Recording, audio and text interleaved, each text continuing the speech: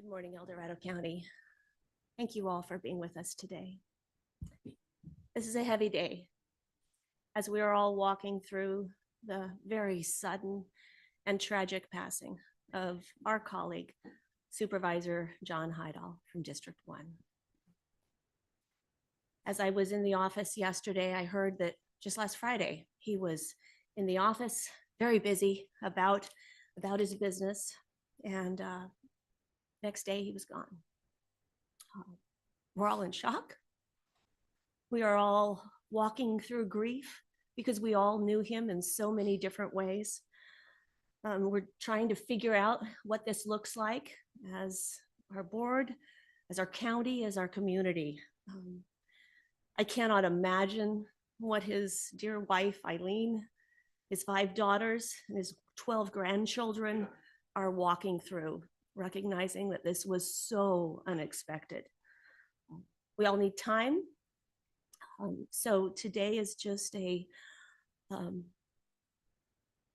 tribute to the recognition of John's passing. And I'd like you all to know that, but we need time to do it right, that on Friday, November 15th, we will be holding a special board meeting at 9 a.m. just as a tribute to Supervisor Heidel. That's all we'll be doing. So we all have time to collect our thoughts, walk through this, the family can be here, and we can honor John in a proper way. That said, it is appropriate that we recognize this significant loss and open today's meeting with some comments from the board, and we'll offer our community a time for brief comments, recognizing that the full tribute will be on November 15th. I did ask that his jacket be present today with his lapel pins, and I thank Supervisor Lane. It was her idea, and I love that idea. I also like to thank Cindy, his amazing loyal assistant, for gathering it from the family. Supervisor Heidel was known for his flair. In fact, we were a little disappointed there aren't more pins on here. We're getting more pins, as well as his lanyard.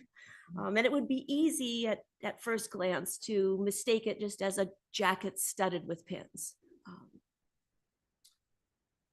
But to Supervisor Heidel, it was a symbol of his commitment to community, of his commitment to causes, of the deep network of relationships that he continued to nurture and foster. It was who Supervisor Heidel was. He was the quintessential public servant. He loved his country. He loved his county, his community. He loved all of the communities of El Dorado County. And his voice, his perspective, his knowledge, his deep knowledge in his heart will be sorely missed on this board and by our entire county. And what does bring me a little peace is knowing that Supervisor Heidel was a man of deep faith. And I have no doubt that he is taking heaven by storm, finding ways to contribute and serve, because that's who he was. So with that, just like to turn it over to my colleagues. I would like to say a little hope. John, until we meet again, the special memories of you will always bring a smile. If I only could have you back for just a little while, then we could sit and talk again, just like we used to do. You always meant so very much, and always will too. The fact that you're no longer here would always cause me pain, but you're forever in my heart until we meet again.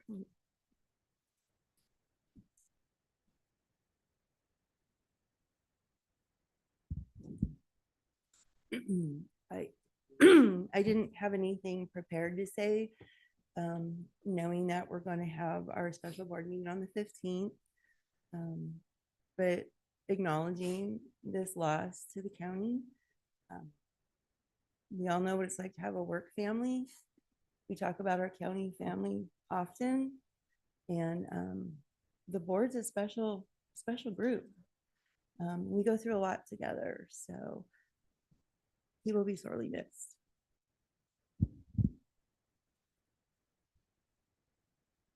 John was well known in Tahoe. There's Diane Guth. I ran into her over the weekend from Getaway Cafe, which was one of the places that John liked to go to the most. Met him and Eileen for breakfast more than once. And John always supported a lot of the things that we're trying to do in Tahoe. So he did his homework. His office is a mess.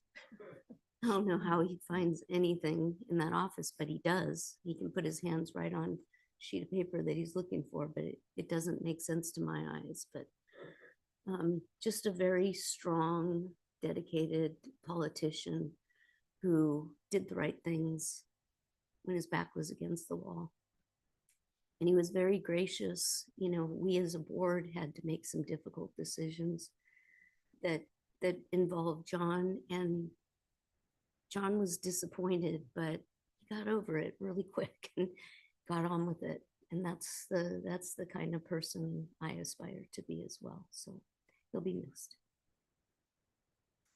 And I'd like to open this up for anyone that would like to offer some brief comments. We ask you to maybe keep your comments to about a minute, recognizing that the full tribute will be on the 15th. But if there's anything you'd like to share, we invite you to do so at this time.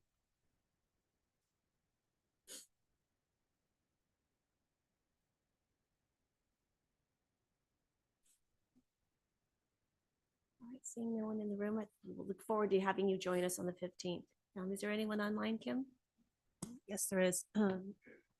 Chris Payne. Good morning, Chris. Good morning. John was a historian from his days at Aerojet to the El Dorado Hills Fire Board, and then to the Board of Supervisors.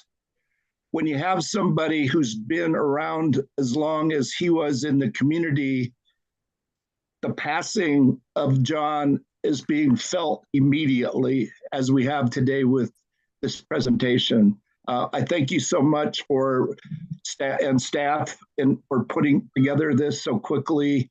We'll miss him. All of us will. Thank you very much. Thank you, Chris.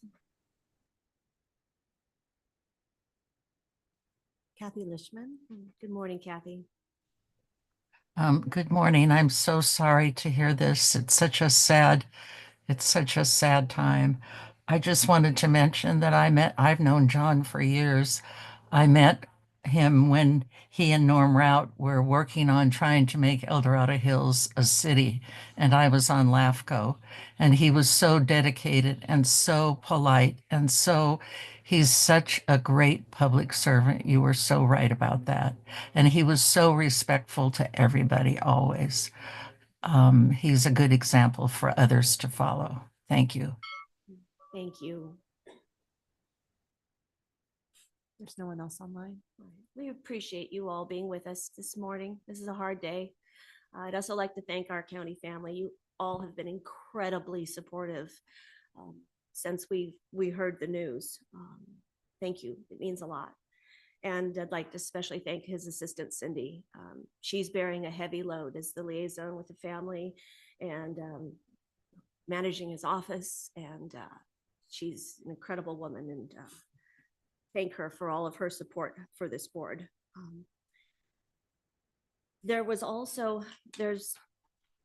With John's passing, a lot of questions surfaced yesterday saying, what's going to happen through the end of the year? And can the supervisor-elect Ferraro, does he step in and take his seat? And so there's a lot of questions. So I'd like to address that right now. I appreciate County Council giving us the foundation for how this works. With general law counties, the governor would make an appointment to fill a vacancy if it's more than 90 days from an election. We have a charter county. And so with that, we would have to fill it with a special election, but we're 65 days away from Supervisor-elect Ferraro taking his seat. And so we will be a board of 4 until the end of the year when Supervisor-elect Ferraro is sworn in. So the last thing is that we've had a lot of comments, are you going to cancel today's meeting? How can you go on? And we wrestled with that. We struggled with that. And yet we also realized that we are public servants and we are here to do the business of the county. And all of us who knew John would want today to continue. We have public hearings that have been noticed. We have things we have to take care of.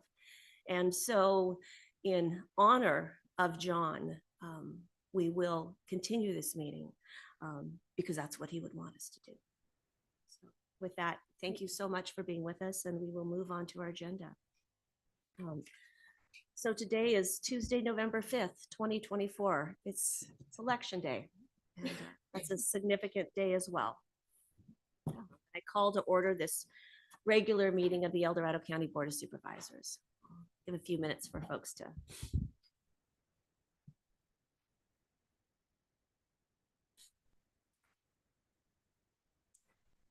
like to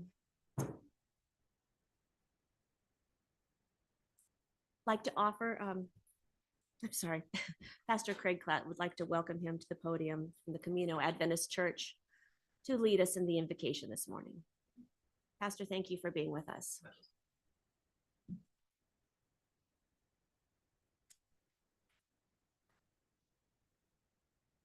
I'd like to just make a comment. I came here today not having gotten your message, and it was just one of those things that I didn't pick it up. But anyway, I've been privileged to be a part of this gathering for over 20 years. And with the time that I've been here in this county, and it's been a very special and interesting experience to share in something like this, an invocation or inviting the presence of God into the activities of our lives in a very nonpartisan way that just means that we care about very deeply about who we are and what we're doing here. Our county occupies a very unique place just geographically in the whole state. And it's very, very central to the just geographically. And it makes a difference even though the population base is not huge. There's a voice here that continues to speak in resolute quietness to what's important in the value system of our lives here in this place. And so it's been a privilege to be a party to this. One of the first thoughts that came to my mind had to do with a recent study I've been doing on grief and loss. And one of the thoughts I came away with was grief is love with no place to go. And I thought and it really results very often in no words. You know, we don't know what to say. We want to be respectful, and John's presence has always been a very special thing. His welcoming, natural countenance always lent a special touch to the gathering that we have together here. I was particularly aware as I came here today, not knowing this at all, but with the amazing beauty of the turning autumn in our county here that does so in a very almost a New England type way with the magnificent colors of changing things and just about that time that I first came here, I wrote this poem, and it's very brief, but it's called Autumn Glory. And I think that it's appropriate that I even share this as I begin today. It starts in quiet wonder. It comes quite unannounced. The days start getting shorter and the nights are more pronounced.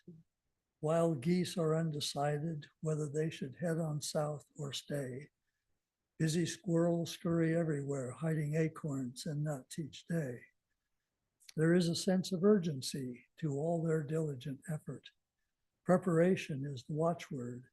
that drives their fevered endeavor.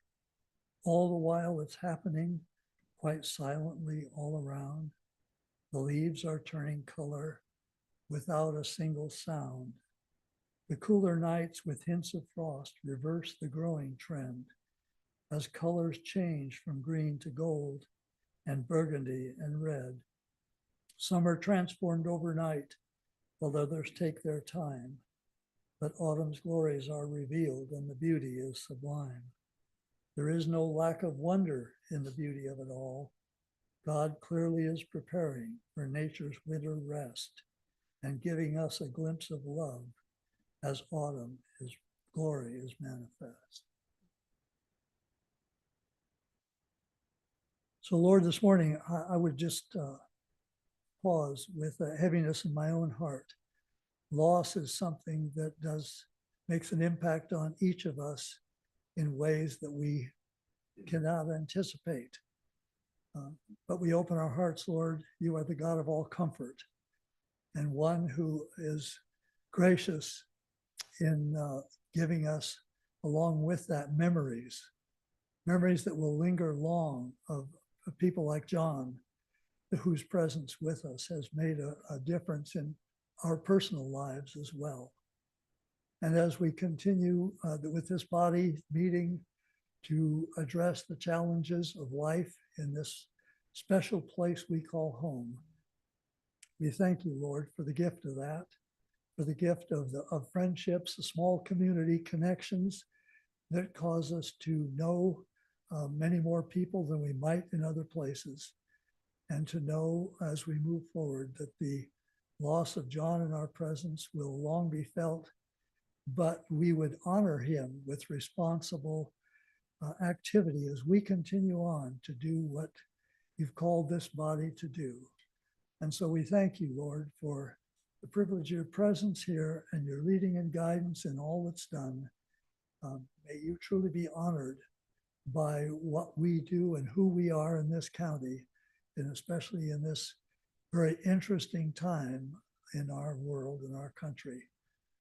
And we rest in that today, thanking you in Jesus' name. Amen. Amen. Thank you for being with us this morning, Pastor, for continuing to hold us in your thoughts. With that, Supervisor Turnbull, would you lead us in the Pledge of Allegiance?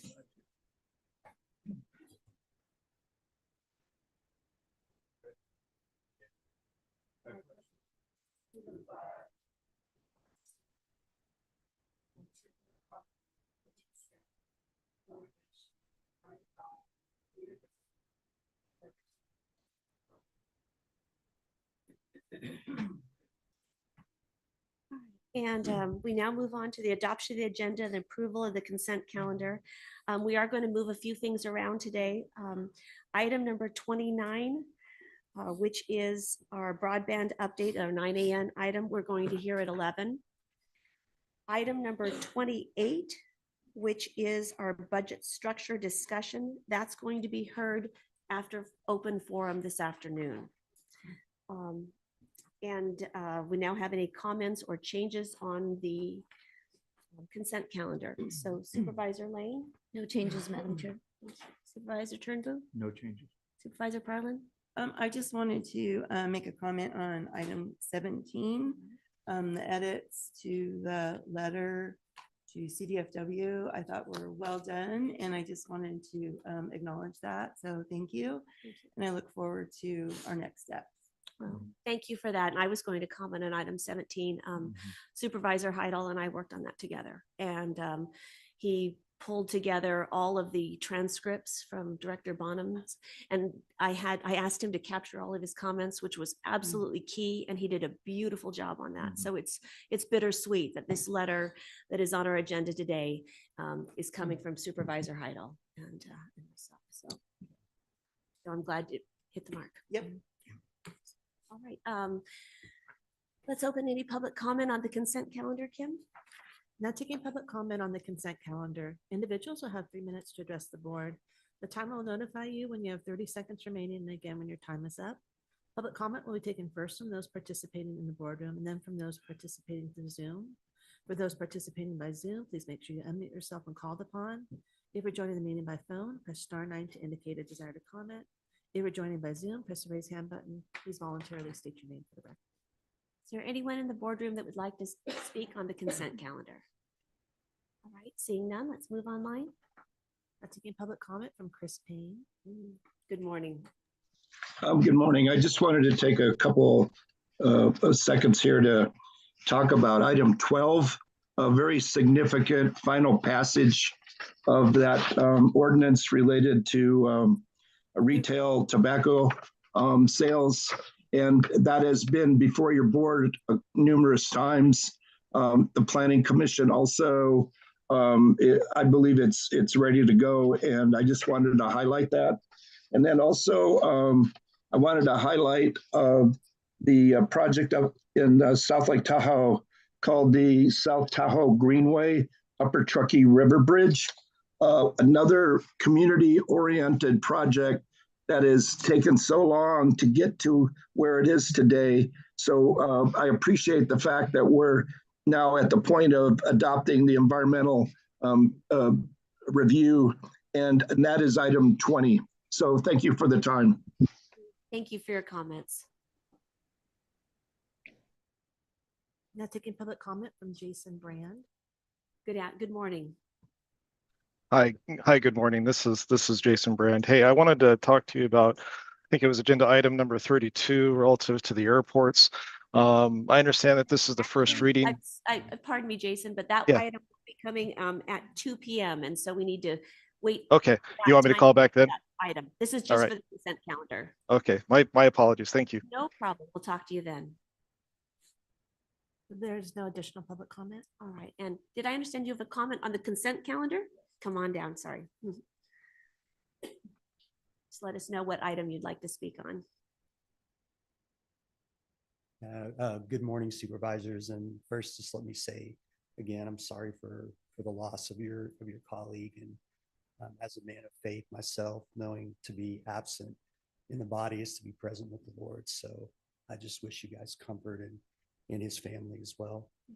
I'm here to make a public comment on the tobacco ordinance.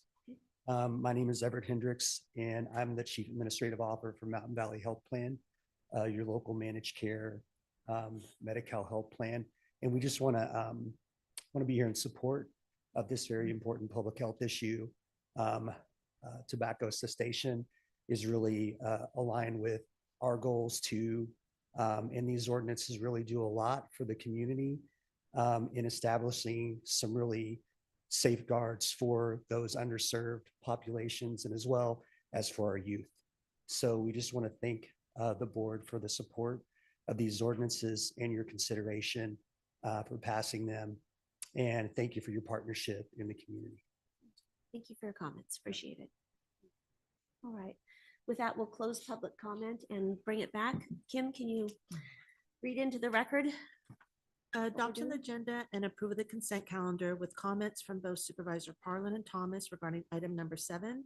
Supervisor Parlin commented that the edits were well done, and Supervisor Thomas acknowledged Supervisor Heidel's efforts.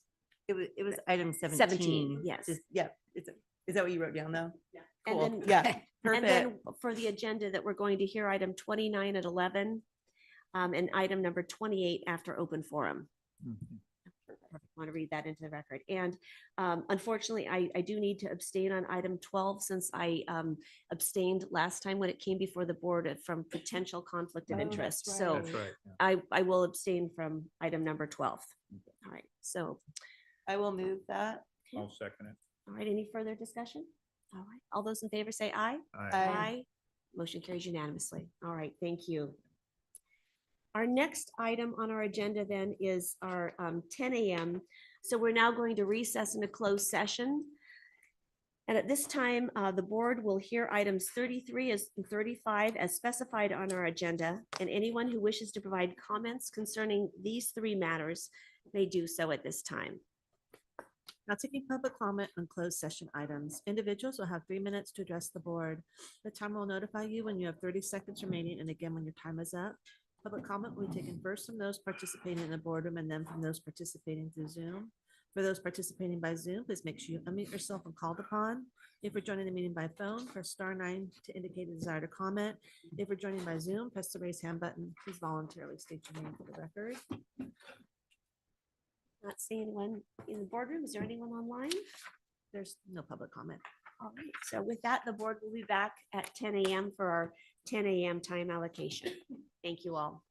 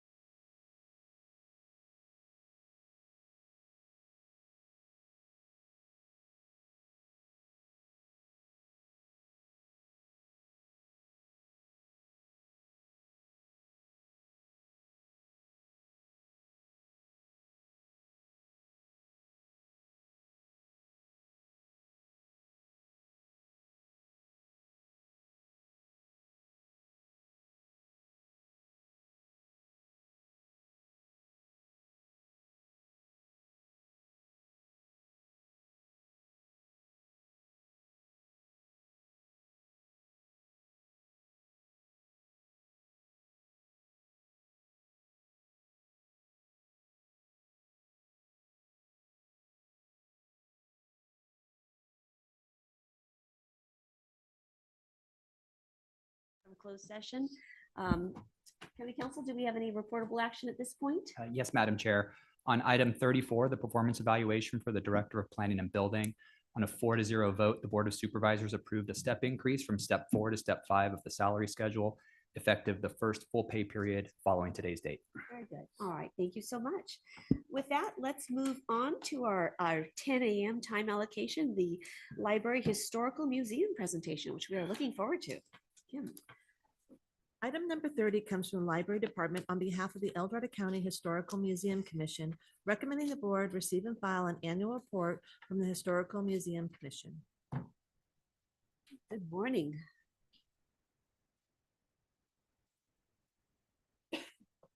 Your microphone is on, so. All right, and to raise To raise this, it up, Bryce yes, told me, there's and a now I'm not seeing it right here. button. Oh, it is here on the bottom. Perfect. You know, we're gonna play some music though while it's raising up. but Yeah. This takes me back to being a little boy at church, and it always had to go way up, and it always took a long time. All right, and then the slide is up there.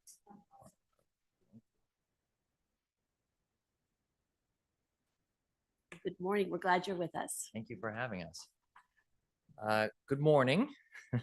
Did you know that the Historical Museum Commission was first appointed by the Board of Supervisors over 50 years ago? In that time, the museum has had an immense impact on our local county and even California communities. The county museum has proudly been a part of the county's library department for over 16 years now. My name is Sean Manwaring, and it's an honor to represent the El Dorado County Historical Museum Commission today. I've been involved in civic and community projects for nearly 15 years with an emphasis on historic preservation. Today, I have the honor to speak with you on behalf of my fellow museum commissioners. Collectively, we are responsible for oversight and support of the county museum and its staff. That work? Thank you. The function of the Historical Museum Commission is to represent the community regarding museum issues and to serve as a liaison with the El Dorado County Board of Supervisors. The county museum's mission is to accept, preserve, and interpret artifacts and archival materials relating to El Dorado County and its history. This is accomplished through permanent as well as special exhibits at the museum, special exhibits at the county library branches, public outreach and presentations at community events and educational programming, such as senior centers, and providing services including research for the public, county staff, professional surveyors, cultural resource specialists, nonprofits, and others. The Museum Commission has 7 members appointed by you, the Board of Supervisors, at large, meaning that the commissioners do not represent a particular supervisorial district. 2 members represent established historical organizations. They are Jeanette Barrett represents the Daughters of the American Revolution, and Keith Berry represents the El Dorado Western Railway Foundation. As of July 1st, 2024, the commissioners are Jeanette Barrett, Chairperson, Dee Owens, Vice Chairperson, Keith Berry, Commissioner, Frank Jacoby, Commissioner, Sean Manwaring, myself, Commissioner, Jacob Rigoli, Commissioner, and 1 vacancy due to Commissioner Barbara Raines with recent health issues. The Commission's purpose can be summarized as recommendation of museum policies, recommendations to accept or reject artifact donations, representation of the museum in formal functions, supporting annual strategic planning, and provision of budget and funding recommendations. Museum commissioners seek to maximize the positive impact the museum has for our communities, as well as enhance the value of museum services and programs. A tremendous part of the museum's allure is its unequaled collection of El Dorado County historical artifacts, including photos, textiles, clothing, significant historical documentation. In fact, community members regularly contact the museum administrator with offers of artifacts to donate. As museum commissioners, it is our duty to assess whether these artifacts have an El Dorado County history or provenance, and if they have significant historical and community value. Factors for accession additionally include the artifact's condition, uniqueness to our existing collections, meaning, do we already have 27 of the same item?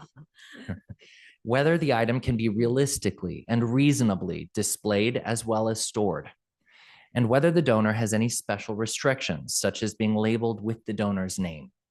Considering these standards, here are examples on the slide of accessions that the Commission has recommended accepting into the museum's collection this year. There's a wonderful picture there of Ursula Voorhees wearing her square dancing dress in 1947 in Cedar Grove. She was a member of the square dancing troupe, the Hangtown Twirlers, and you see her twirling right there. And it's a beautiful costume, beautiful dress. Also, a collection of original photographs taken in Caldor in the early 1900s. We further accepted a reproduction uniform of the first supervisor of the El Dorado National Forest. That was a really neat item. Framed photographs of the Seth Beach family.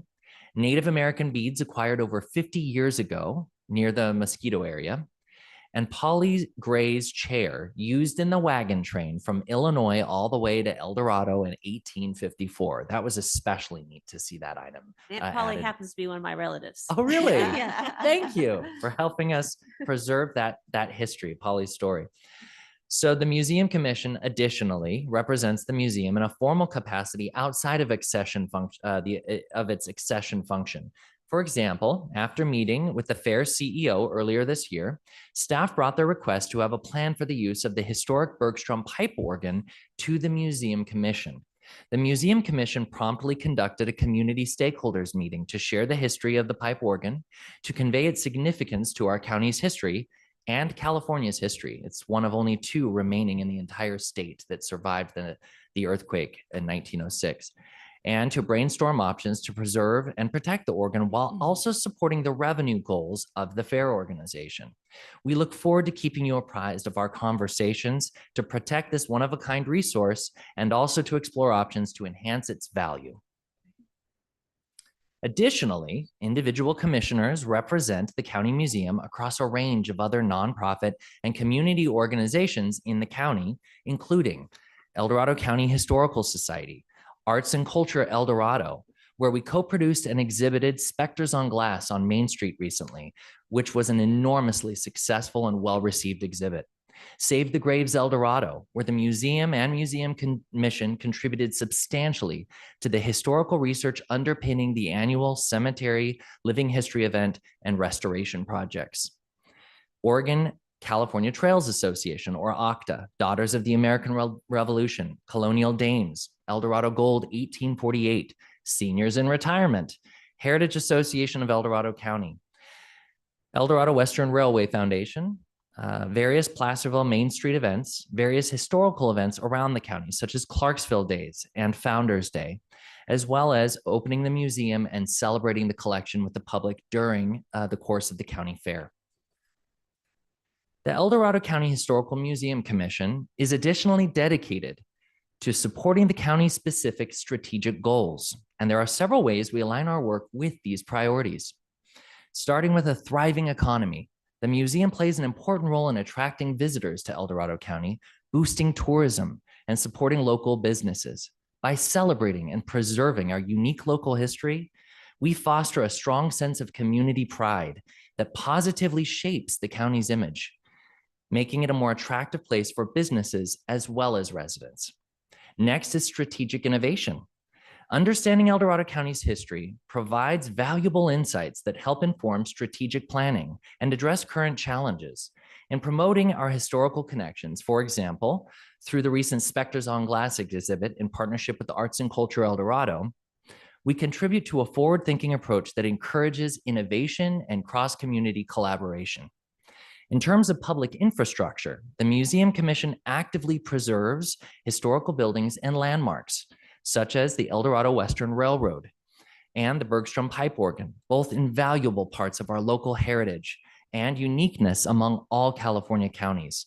Our museum volunteers also work year-round with the El Dorado Western Railroad to maintain the railroad track right-of-way and reduce fire fuels, helping to keep these resources safe and well-maintained.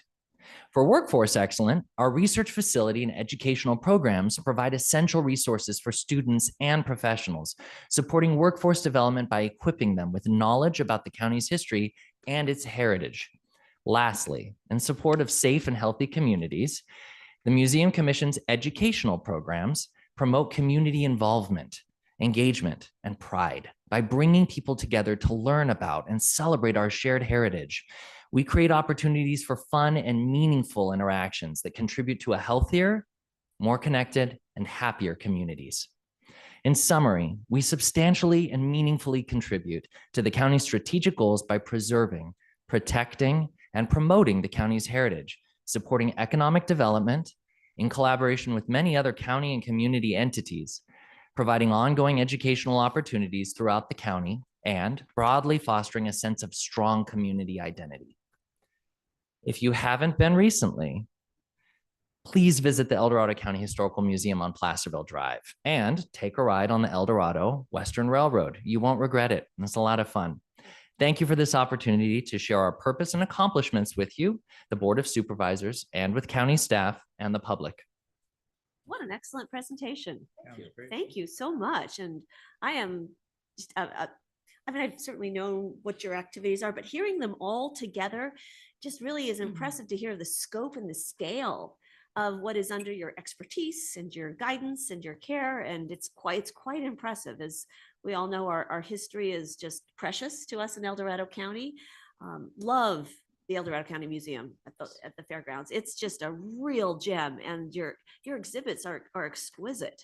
What you do with our artifacts is really in a creative, compelling display is really impressive. And I love that you're taking on the Bergstrom pipe organ and exploring what those opportunities are, because that's not an easy thing to do.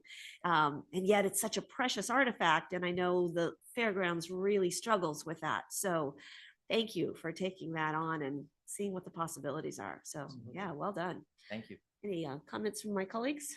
Yeah, I just think it's a fantastic job that you're doing. It really is, because especially when it comes to history, you know, I'm kind of a history buff too, especially our family's been here since the early 1800s, 1838 to be exact.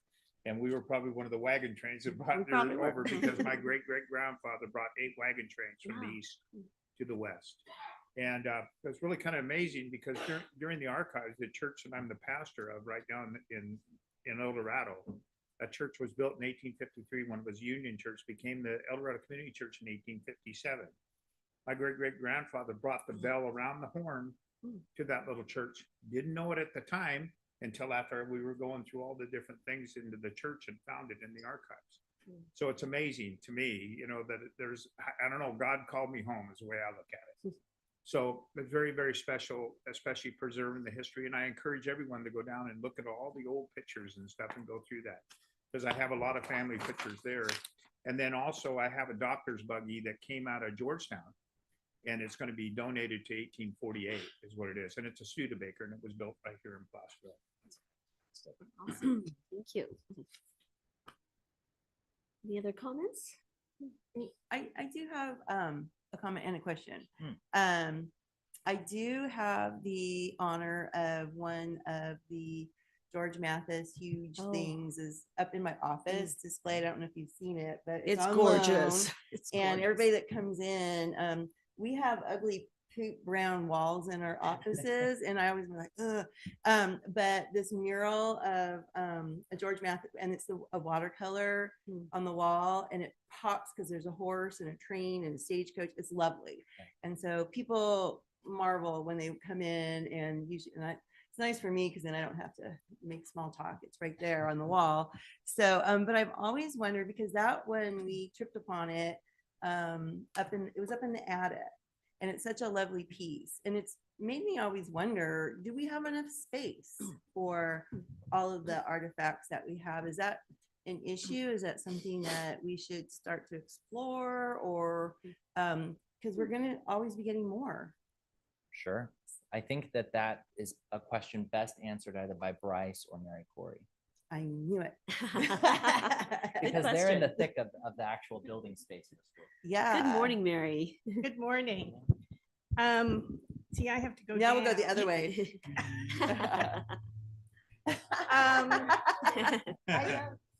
I thank you for asking that question, because I think every museum, every professional museum has an issue with space. Right.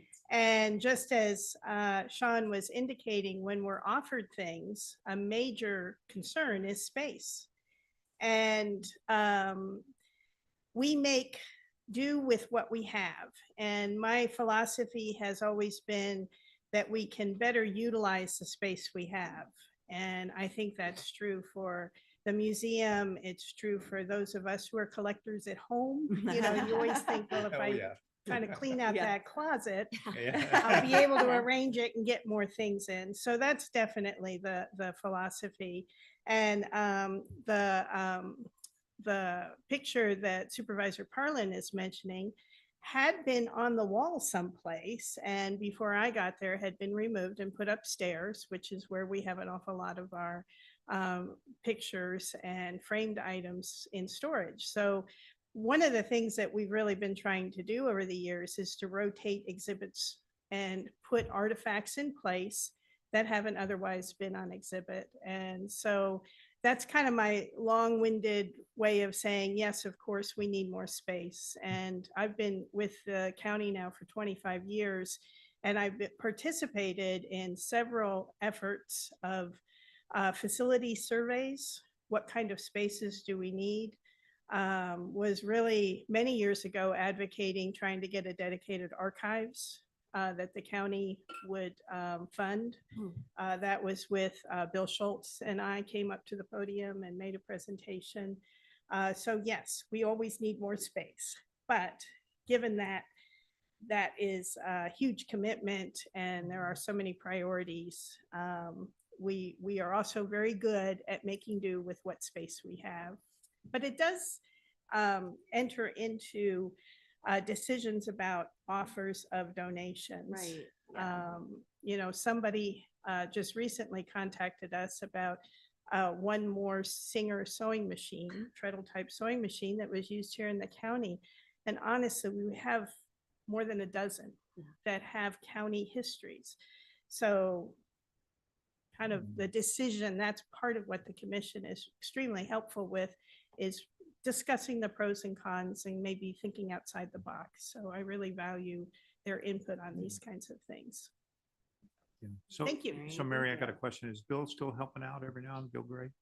You know, I haven't seen him for 6 months or more. Oh, Bill okay. Gray had accumulated a wonderful collection of mining information, yes, which exactly. he has donated to the museum, Right, but he's right. not in very good health. So Yeah. I haven't seen him for a bit. Okay, I just was wondering. We so appreciate your expertise, Mary, and Thank you. your ability to make do with what you have and to utilize it well. I mean, that's very admirable. We appreciate that, and also appreciate the board just knowing that you could use more space. Yes, And it's just absolutely. good for us to always keep in mind. Yeah, But we exactly. appreciate your diligent efforts you. to Thank you. preserve our history and display it in such a beautiful way. Thank you very much. Okay. Supervisor Lane? No, just great presentation, and I too value the history, and I've been through the museum. It's great, and that's, yeah, taking care of that organ, finding some way. It's Tough one. just, yeah, it's a tough one. So That's been on everyone's minds Yeah. for so long, and it's, I know it's a big deal, and yet how do we do that? Yeah. You were just the people to do that. So we Yeah. have full We're faith counting in on you. you. So We're counting on can't you wait to see guys. what you come up with. All right, let's go ahead and take public comment on this. Now taking public comment on item number 30, individuals will have 3 minutes to address the board. The timer will notify you when you have 30 seconds remaining and again when your time is up. Public comment will be taken first from those participating in the boardroom and then from those participating through Zoom. For those participating by Zoom, please make sure you unmute yourself when called upon.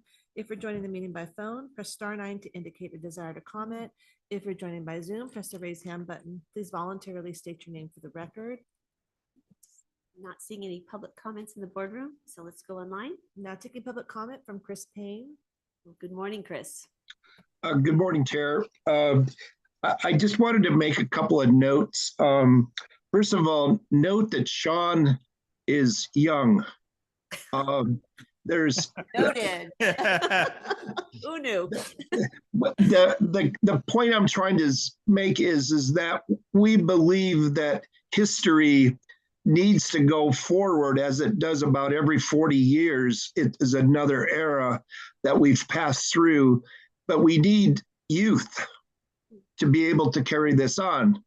And in the case of Sean, we have that individual, and he did an excellent job making his presentation today. But I just wanted to highlight that we understand, the older of us understand that in order to keep this perpetual um, system of taking care of preserving history as it's been described, that takes youth, and that does mean kids. Starting in the fourth grade at elementary school. This coming May at Sac State will be California History Day, and that's what the kids in school are doing right now, is preparing for that for those dates 20 in May in 2025. The other thing I wanted to say was you also recognize, because of the presentation, that all of these historical, cultural related organizations, they fold together. They integrate with each other. And as you know, Wendy, there's been a lot of change to Main Street Placerville, and with that comes some real positives. Art and Culture El Dorado County Historical Society, and El Dorado Gold 1848 being right across from each other, and then right down the block is the El Dorado County Chamber of Commerce with its historical building. So definitely, I just wanted to pass on that I'm looking at this in a very positive way, as I understand your Board of Supervisors is supportive as much as it can be. Those are my thoughts. Thank you. Thanks so much, Chris. There's no additional public comment. All right. Well, once again, fabulous presentation. We thank you for your diligent efforts and your youthful efforts. And Chris is right. We need the next generation to carry on our history and be a partner with us in that. So we really appreciate that. And there's no action, just receive and file this report. So thank you for your efforts, and we look forward to your next year's report and all the good work in the year ahead. Appreciate it. All right. It was 10:30. Great. And we will move on to item number 31, please. Item number 31 is a hearing from the Chief Administrative Office recommending the board consider the following with regard to the City of South Lake Tahoe cleanup reorganization. 1, conduct a public hearing in accordance with California Revenue and Taxation Code to consider the effects on fees, charges, assessments, taxes, or other revenues resulting from the transfer of general fund-based property tax revenue to the City of South Lake Tahoe upon completion of the annexation by the City of South Lake Tahoe. And 2, adopt and authorize the chair to sign a resolution accepting the exchange of property tax increments and approving the negotiated transfer of general fund-based property tax revenue to the City of South Lake Tahoe. Supervisor Thomas, can you please open the hearing? And with that, I open this public hearing. And I am waiting for Sue Henneke. It is Oh, we get not to do it all by quite- ourselves. Let's It's just do not it. quite 10. Oh, there she is. Sorry, Sue. I was jumping the gun. My Yeah. apologies, Sue. The City Council's meeting. Sue Henneke, Assistant CAO. And so the item before you today is related to the city's efforts to annex 80 parcels, about 79 acres of land into the city. It's pretty much already almost surrounded by city property, mainly publicly owned parcels. There's a handful of residential. And so what we've done is, per Revenue Tax Code, negotiated a tax sharing agreement. And that includes a transfer of base property tax of about $12,000. And because we're transferring base property tax, and so it's not related just specifically to the parcels being annexed, but it affects the base tax for the county, we require a special process, a hearing be held to analyze the transfer of that, the impact of that transfer on taxes and fees and school revenues. So did we open the hearing already? We did. Okay. So I'll just quickly go through and read off the findings or the conditions that we have to show have been met in order to affect that base transfer. Number 1, that revenues are available for this purpose. So Because there is a transfer of services that is occurring, in theory, there is a surplus of revenue there that needs to go along with those services. So the revenues are there. The transfer will not result in any increase in the ratio between the amount of county general fund revenues that are generated, and fees that we charge. So we are not going to turn around and increase any fees or charges because we are giving up this revenue. Transfer will not impair the ability of the county to provide existing services. So again, it's related to the transfer of the service over. So the services that we continue to provide won't be impaired. And then finally, the transfer will not result in a reduction of property tax revenue to school entities. By law, we cannot reallocate any of their property tax shares, and we're not obviously proposing to do that through this resolution. And I think that's pretty much it. If you have any questions. Right. Yeah, rather straightforward. Supervisor Lane, do you have anything you'd like to weigh in on this? No, not really. It was titled, kind of a cleanup, and that's really what this is. There's another more controversial annexation that might be becoming before us at some point as well, but that's not part of this one. And this has the support of all of the affected agencies that'll, some of that money will shift and will affect them, but they're supportive of this as well. So that's important for us to understand. So thank you so much. Yes, yeah. Perfect. Any other comments or questions? No? All right, seeing none, let's go ahead and take public comment on this item, please. Now taking public comment on item number 31. Individuals will have 3 minutes to address the board. The timer will notify you when you have 30 seconds remaining, and again when your time is up. Public comment will be taken first from those participating in the boardroom and then from those participating through Zoom. For those participating by Zoom, please make sure you unmute yourself when called upon. If you're joining the meeting by phone, press *9 to indicate a desire to comment. If you're joining by Zoom, press the raise hand button. Please voluntarily state your name for the record. Not seeing anyone in here. Now taking public comment from online participants. There's no public comment. All right, with that, I will close the public hearing and bring it back to the board for action. So what is the will of the board on this matter? I would go ahead and move staff's recommendation. Second.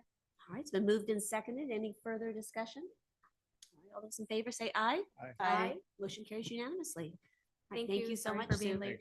Oh, you weren't late at you're all. I fine, was yeah. early. We jumped the gun. Thank you.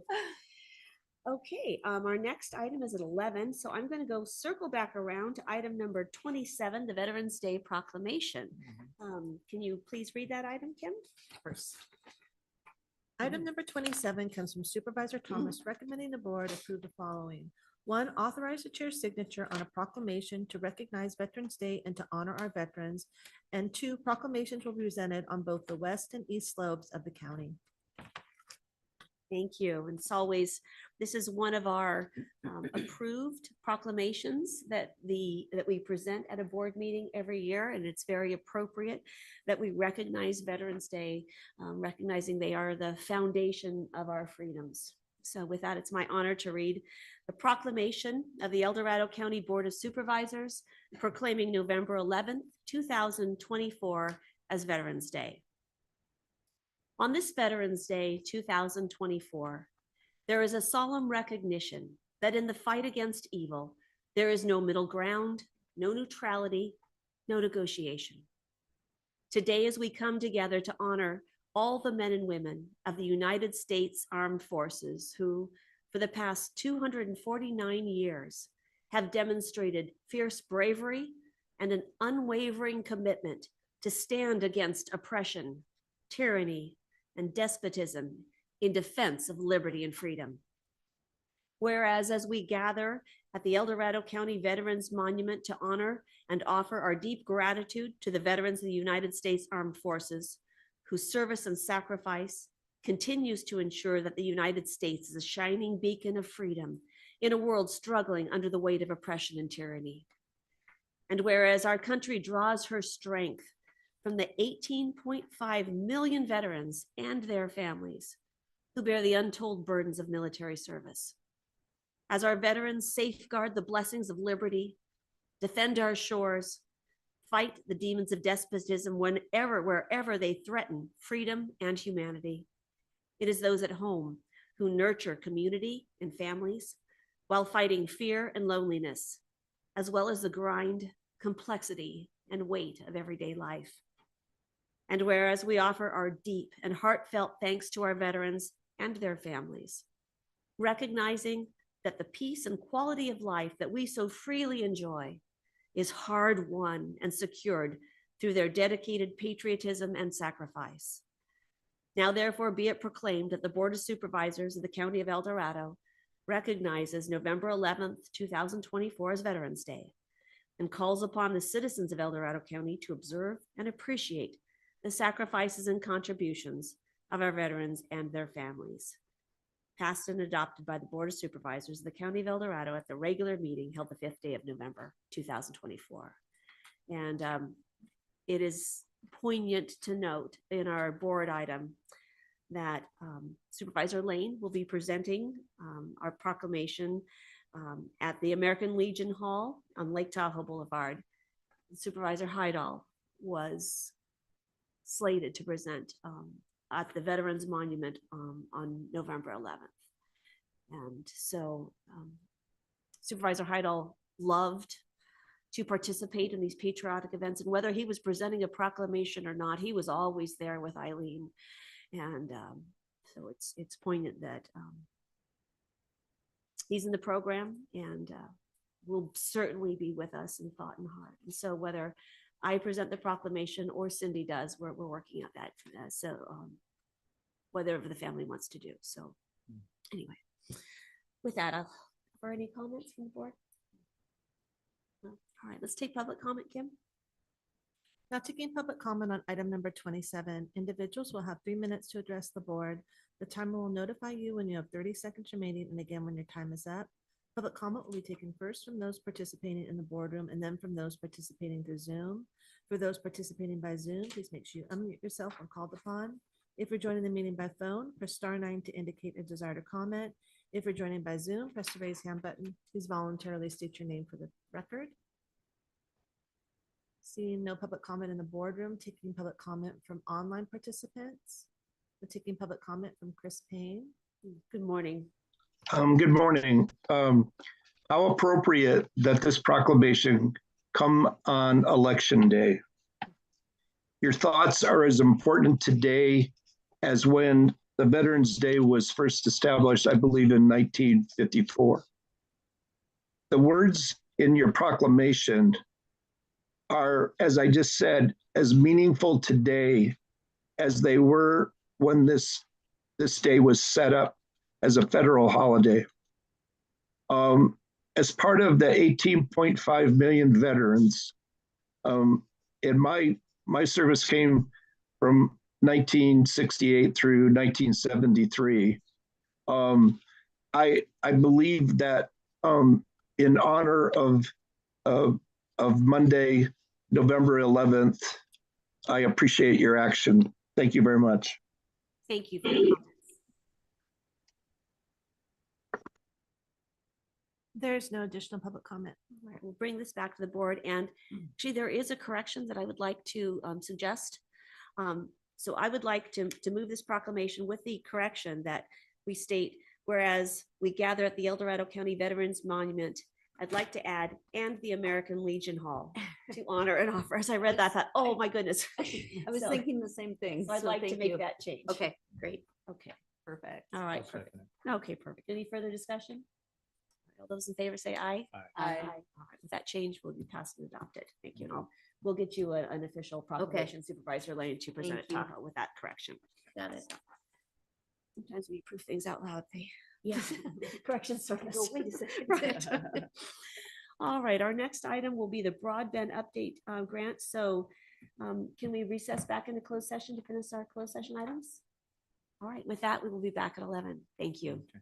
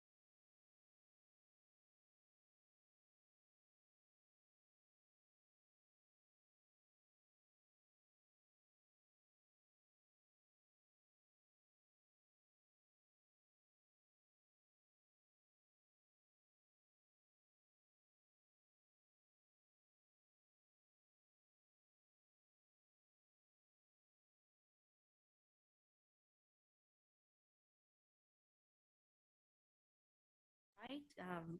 We are back in time for item number 29, and we so appreciate everyone being willing to move this to 11 o'clock today. This is a very exciting item, and we're eager to hear it. So with that, I will turn it over to you, Karen. Well, actually, I'm sorry. Turn it over to you, Kim, to I introduce this apologize. item. Was there any report out from closed session? No, the board heard item number 35 and there's no action to report out. Great, thank you. Sorry about that. Item number 29 comes from Planning and Building Department, Economic Development Division, recommending the board, 1, receive and file a presentation from the county's broadband consultant, NeoConnect, focusing on past, current, and upcoming broadband planning efforts. 2, approve the county taking ownership of the network as a condition of the award and consider the advantages and potential challenges of owning the infrastructure. 3, accept 4 California Public Utilities Commission federal funding account grants consisting of A, Coloma Broadband Project, B, Garden Valley Broadband Project, C, Georgetown Broadband Project, D, Indian Creek Broadband Project. 4, delegate authority to the Director of Planning and Building to execute the California Public Utilities Commission federal funding account grants and any grant-related documents. And 5, receive and file receive an update on the request for proposals to establish a public partnership with the internet service providers to maintain and construct the network. Good morning, Karen. Chris. Yeah, good morning, Honorable Chair, Board of Supervisors. We are very pleased to bring this item forward to you to in part accept the grant of $66 million for broadband. Yeah, I tried to beat out Raphael and his bridge grant. I didn't quite get there, but that's a game changer. Yeah, pretty good. Yeah, and we're just thrilled that, not only does this get right out one of our strategic items in the countywide strategic plan, more importantly, this will provide broadband services to some of our very underserved communities. And I know Kim read those off, but just to be clear, Coloma, Garden Valley, Georgetown, and Indian Creek. So we're very thrilled about that. We have a great partnership with NeoConnect. Diane Cruz has been absolutely instrumental in helping us through this process and obtain these grants and moving forward. So she is online, and I'm going to turn it over to her to give you some more details about this grant and some of the requirements of the grant that we wanted to get some feedback on. And then if there's any questions, Chris Perry and I are here, and Diane will be available as well to answer questions. Wonderful. Thank you. And good morning, Diane. Thank you for being with us today. Good morning, everyone. It's my pleasure to be with you all this morning. I do have a presentation, and I am looking, oh, there it is. There's the share button. Let me go ahead and put it up on the screen. There, are you all able to see that? Yes. Okay, let me shut down some of these so they're not so busy here.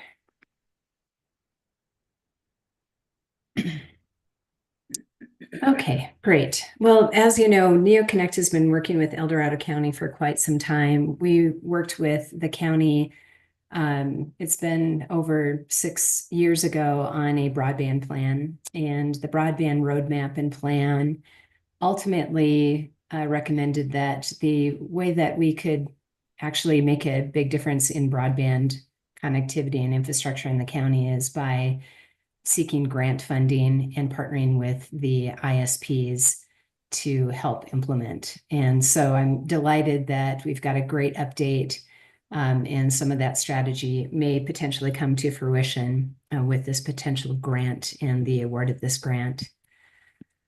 So I'd like to just give a little bit of context and kind of let you know where we are in terms of broadband connectivity for the county.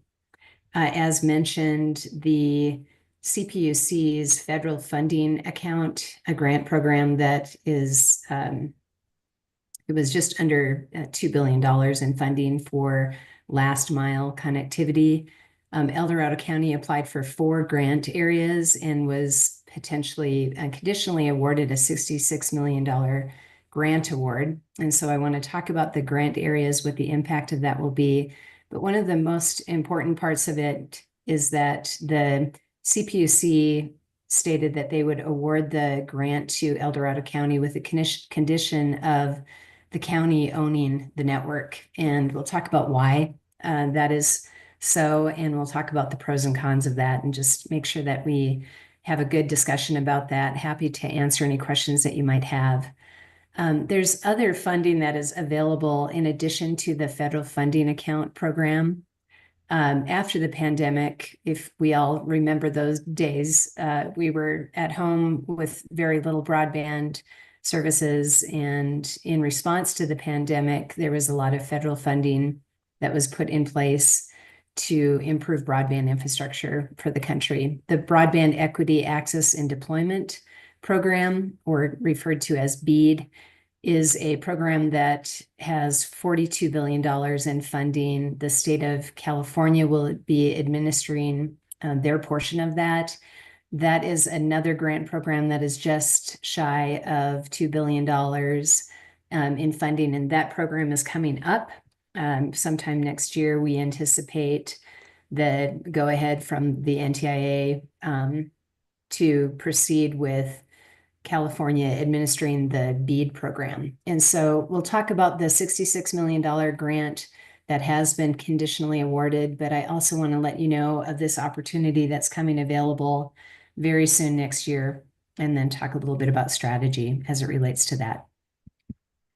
So let's talk about the FFA grant program first.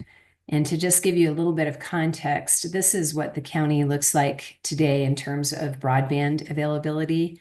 The yellow dots that you see on the map are addresses that are currently unserved, meaning they have less than 100 megabits per second in download speeds and 20 megabits per second in upload speeds.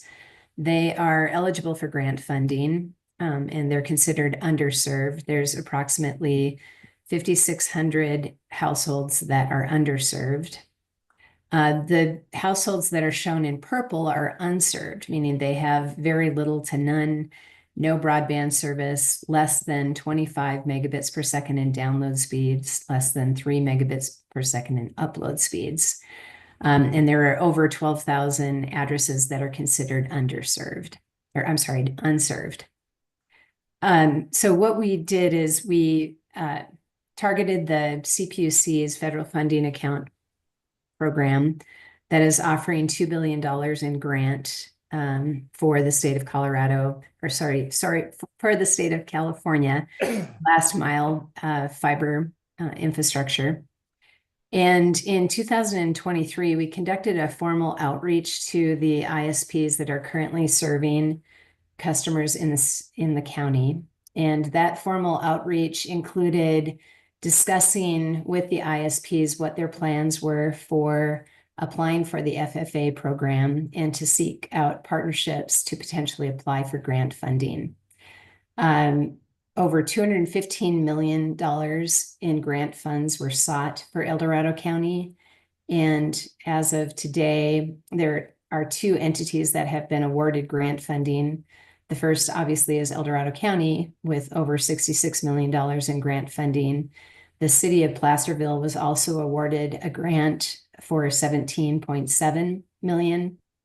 And then pending award is Comcast submitted applications that totaled about $71 million. AT&T submitted grant applications that totaled about $57.5 million. There were a few others, but they were smaller. So these made up the bulk of the funding that was sought for the county. And we're delighted that the city of Placerville and El Dorado County were awarded funding through this program. The areas that we sought funding, and we sought these areas primarily because we knew that AT&T and Comcast were seeking grant funding in other areas of the county. And our goal with this program was to cover as much of the county as possible to improve broadband infrastructure. And we also then looked at, scoring criteria for the grant to make sure that we could submit a really strong application. And we sought funding for Indian Creek, just over just under $31 million, 945 unserved locations. The shape files of these grant areas will change a little bit because they moved a bit based upon census blocks. But this is the general area in which the funding is awarded. We also received a grant for Garden Valley, about 25.3 million, 649 unserved locations. And then Coloma, just under 5 million, 128 unserved locations. And then Georgetown, 168 unserved locations and about $5.6 million in grant funding.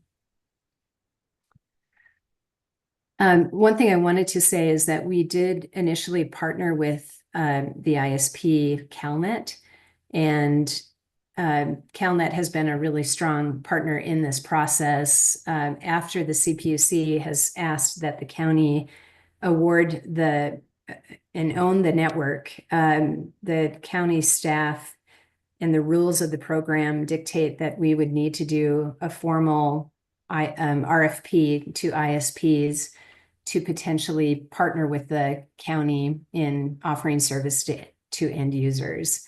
We initially partnered with CalNet, and we want to obviously ensure that they can respond to the RFP when it hits the street. We anticipate that that may happen, sometime within the next couple of months. But because of the rules of the program, we're required to do an RFP.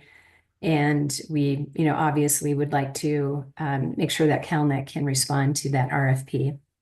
But let me talk a little bit about county ownership and what it means to the county, what it would look like, what the roles and responsibilities of the county would be versus what the roles and responsibilities of the selected ISP partner would be. And then certainly I'm sure that you'll have questions that come up. So I want to make sure that we can get to all of those as well. So let's talk first of all about why. Why does it make sense for the county to own the network? And why is it a preferred potential ownership program that the state of California is supporting? So first of all, it provides the funding to local governments that have a vested interest long-term in the community. And it is a public interest and equity program and an investment in long-term investment in the county. It also allows for the network to be carrier neutral, which means that it could support several ISPs providing services to end users. I personally, we studied an open access model for the county, and I think with the number of households that we currently have potentially awarded, I don't think an open access network makes the most sense at this point. Open access just means that it's available to any ISP that could use it. They would then offer services to end users. I think with a limited number of households, the financial model does not make sense because you need to just make sure that everybody can be successful and it's financially sustainable for everyone. If this were a county-wide program, and maybe if it also included several other counties, that might be a good approach. But I think with the number of households currently being contemplated, that model isn't financially stable or sustainable. Our team also worked with the town of South Lake Tahoe, the city of South Lake Tahoe. And one of the models that we studied was an open access model for them. And they too were just a little bit too small to make that work from a financial sustainability standpoint. So we are suggesting a model in which the county owns the network and partners with one ISP initially. But long-term, if you wanted to change partners or if you expanded the network and it was feasible to support open access, having the county own the network and separating that from the ISPs, it would allow you to do open access in the future, and it would allow you to change providers more easily if you needed to do that in the future. Otherwise, if you had an ISP only infrastructure, then you're really tied to that ISP, and you're also tied to, if you wanted to add this later, it would be very disruptive to tear up the roads and expensive to install a new network that the county would own. So it's an excellent long-term investment in public infrastructure. These are the reasons why the state of California is supporting this type of model. But the other benefits to the county are that your fiber network is a long-term investment. Fiber networks have a 20-year depreciation schedule, but realistically, they have a 50-year shelf life. In order to upgrade a fiber network, you just need to install or upgrade the equipment on both ends of the fiber network. You make the investment once of putting the fiber in the ground, and then you can easily upgrade and scale that fiber by just replacing the electronics on the endpoints of the network and adding essentially another color of light to increase the bandwidth and capability of the network. The other really big advantage is that I often say that the problem that we're solving today is broadband services and addressing the issues that our constituents don't have access to broadband services. But your fiber network, once it's installed, can support a lot of other applications. And so we're solving broadband today, but the other things that are coming up are needing to improve cellular service, public safety. Your fiber network can be used for transportation and traffic light management. You can roll out smart traffic lighting that is based upon volume, and sensors are deployed throughout the network so that it can automatically change the traffic lights based upon the network congestion. And if there's perhaps a fire or something that people need to leave the area quickly, you have this network, and you can implement it in such a way so that you can very efficiently manage traffic. The other thing that it can support is what is referred to as the Internet of Things. So everything has an internet connection. Even our clothing can potentially have an internet connection. But Internet of Things could be things like self-driving trucks, self-driving cars, sensors that are deployed along the roadways, smart lighting, a notification service. There's just hundreds of things that now have an internet connection, and this network can support that. So the other benefits of the county owning this network is that you're not only improving broadband services, it gives you a lot of flexibility in who your ISP partners are. You could potentially offer an open access platform for many providers to use when that's financially sustainable. But more importantly, it supports a lot of other applications. This model has been used all over the country. There are over 1,000 municipalities and counties that have rolled out this type of operating model where the local government owns the infrastructure, and then they partner with the ISPs to provide services to the end user. So the other great advantage of this is that the county would not necessarily be the ISP. The county would be the infrastructure owner. So kind of similar to if you operated the roads within the county, you're maintaining the roads, you're potentially paying somebody to maintain the roads. But then the roads are used for a number of different applications. So it's similar to that. And so that would be within the county's wheelhouse. But here's a couple of other examples of municipalities in California that have rolled out this type of model for supporting broadband infrastructure.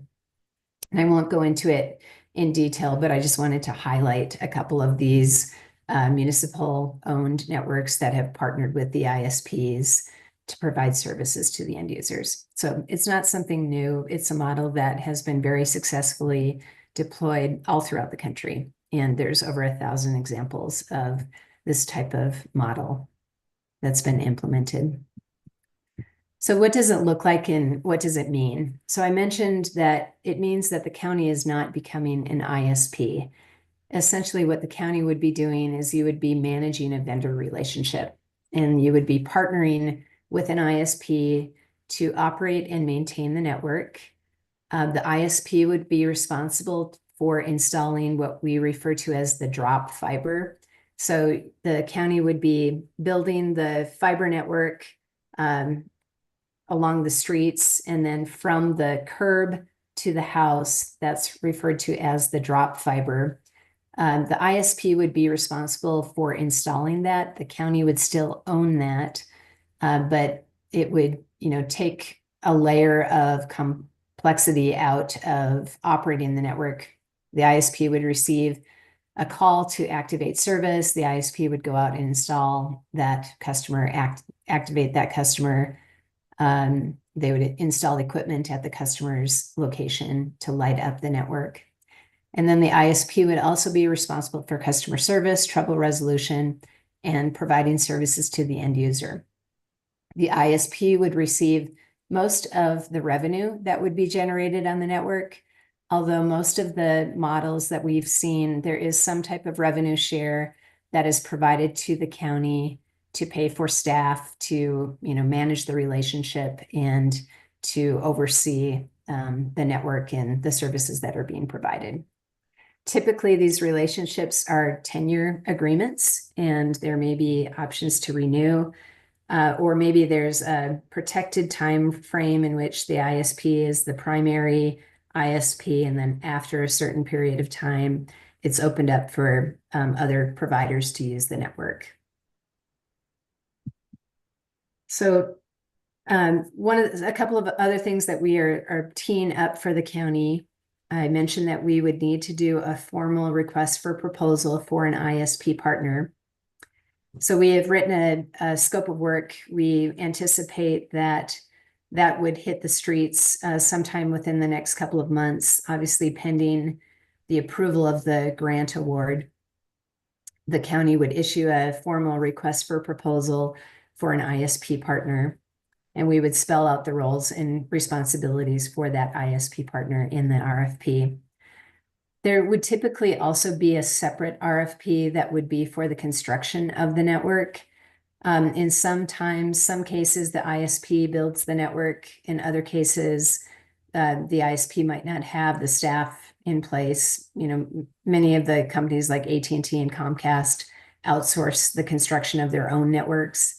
And so typically we would see a construction company that builds fiber networks would construct the network, and you would be managing that through the grant. You would most likely need additional support in addition to your staff to support the compliance for the grant. You might hire an owner's representative that would work with the county staff on grant compliance and managing construction and facilitating the RFPs, the selection of equipment and all of that. Typically, local governments will hire an owner's rep that will represent them in that process, but can also provide support for grant compliance. There is approximately $1.3 million in administrative expenses that are allowable in the grant funds for the county to outsource some of the administrative tasks that are required for implementation of the grant, but would also support potential staff additions or staff members to help oversee the grant compliance and implementation. I mentioned that there's typically a revenue share of 6 to 10%. That's maybe on the low side, but that I think is a good realistic expectation. And so there would be ongoing funds that could potentially support the ongoing operations and overseeing the ISP vendor relationship of, anywhere from 60 to 110,000 annually. I think that's, a modest estimate based upon, the number of addresses that would be supported and a moderate take rate percentage or market share percentage. So that is roughly how it would look. I'd like to open it up to all of you for questions. All right, thank you, Diane. Appreciate you helping us walk through this incredible opportunity for our county. Turn this over to my colleagues who would like to start for any questions or comments. I'll go. Okay. Thank you, Diane. This is super exciting for our county. I did stop by and see former Supervisor Frenson the other day to let her know that this was coming, and she was just really, I think, proud of the county for sticking with this effort that started. I don't know when they started it, but then she and Supervisor Novosel were our broadband ad hoc committee at that time. And I've been going to RCRC meetings, watching everybody else starting to get their awards. And I'm like, you guys, we went a different route. Are we okay? And they're like, yeah, Diane knows her stuff. And boy, do you. So thank you for that. And I guess my only real question, when I looked over your presentation, well, first, the big comment that I think is important for the areas that, they're all in District 4 somehow magically. And I wasn't on the board when that was decided, just so you all know, it wasn't me. But, it was analysis and all that, is the public safety aspect. The divide District 4, that area struggles whenever we have emergencies with the cell connectivity and all of that. So I think that this is going to be huge for that area. But I wanted to understand, I didn't see anything in the slides kind of explaining, are there any downsides to the county ownership? That's my really only concern, and I'm guessing we all share it. That's a great question. Well, the downside is that you wouldn't get the grant. That's one of the biggest one, because the grant is conditioned upon that. But yes, there are some potential downsides to consider for the county, going forward in terms of ownership. So, there is the grant will be difficult to administer and implement. We've overseen so many grant applications, and it's a heavy lift. The grant compliance during the grant period, you're going to need support probably for that. Then long term, there is maintenance of the network, and that could potentially, require additional staff members to oversee the maintenance of that network. So that could potentially be a downside, is that you would have to be responsible for owning it, maintaining it, upgrading it. The responsibilities could be, contracted out to the ISP that is in the business that is doing that is, responsible for truck rolls and so forth. So, that is a consideration, is that you would have to own and maintain the network. There may be some downsides to that.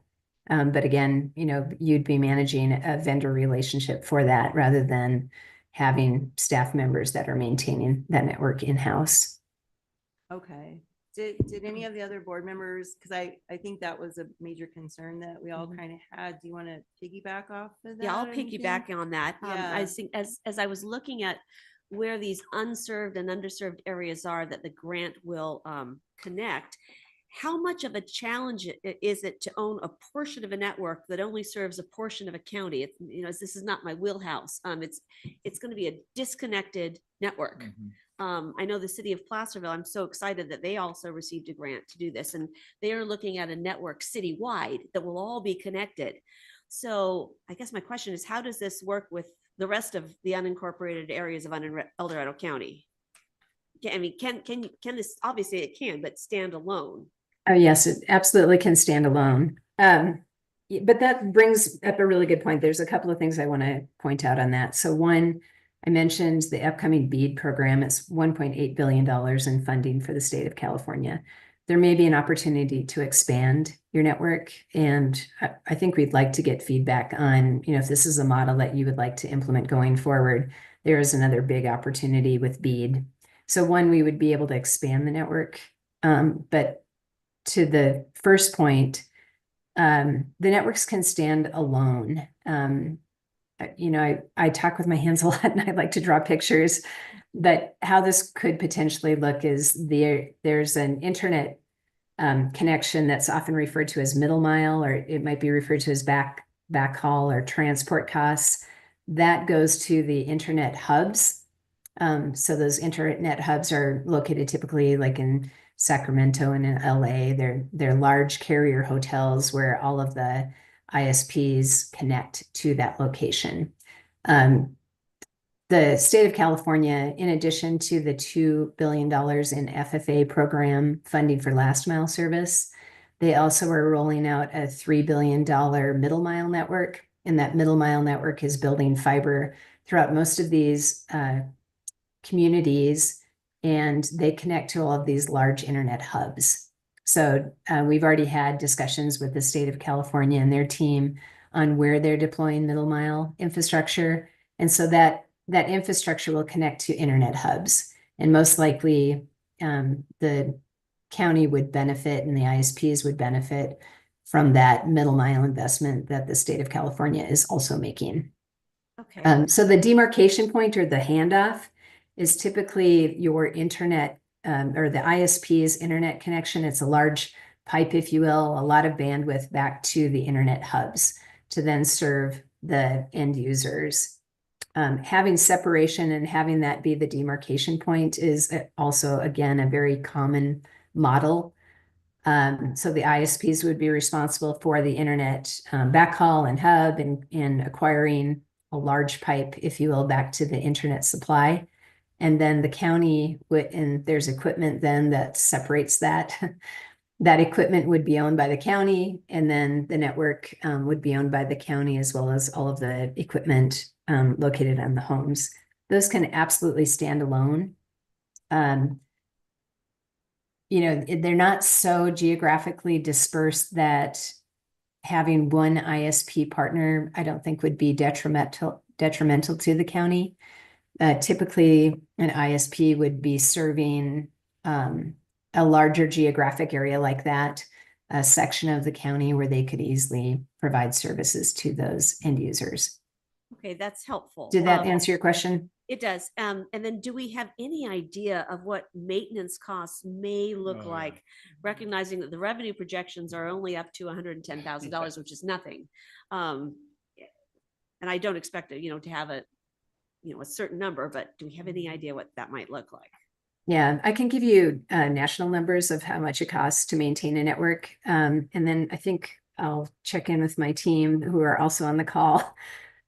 Roughly the number of miles for the grant program. They're probably furiously looking that up right now. But on average, a network that is deployed underground, a fiber network that is deployed underground, the annual costs typically are $546 per mile.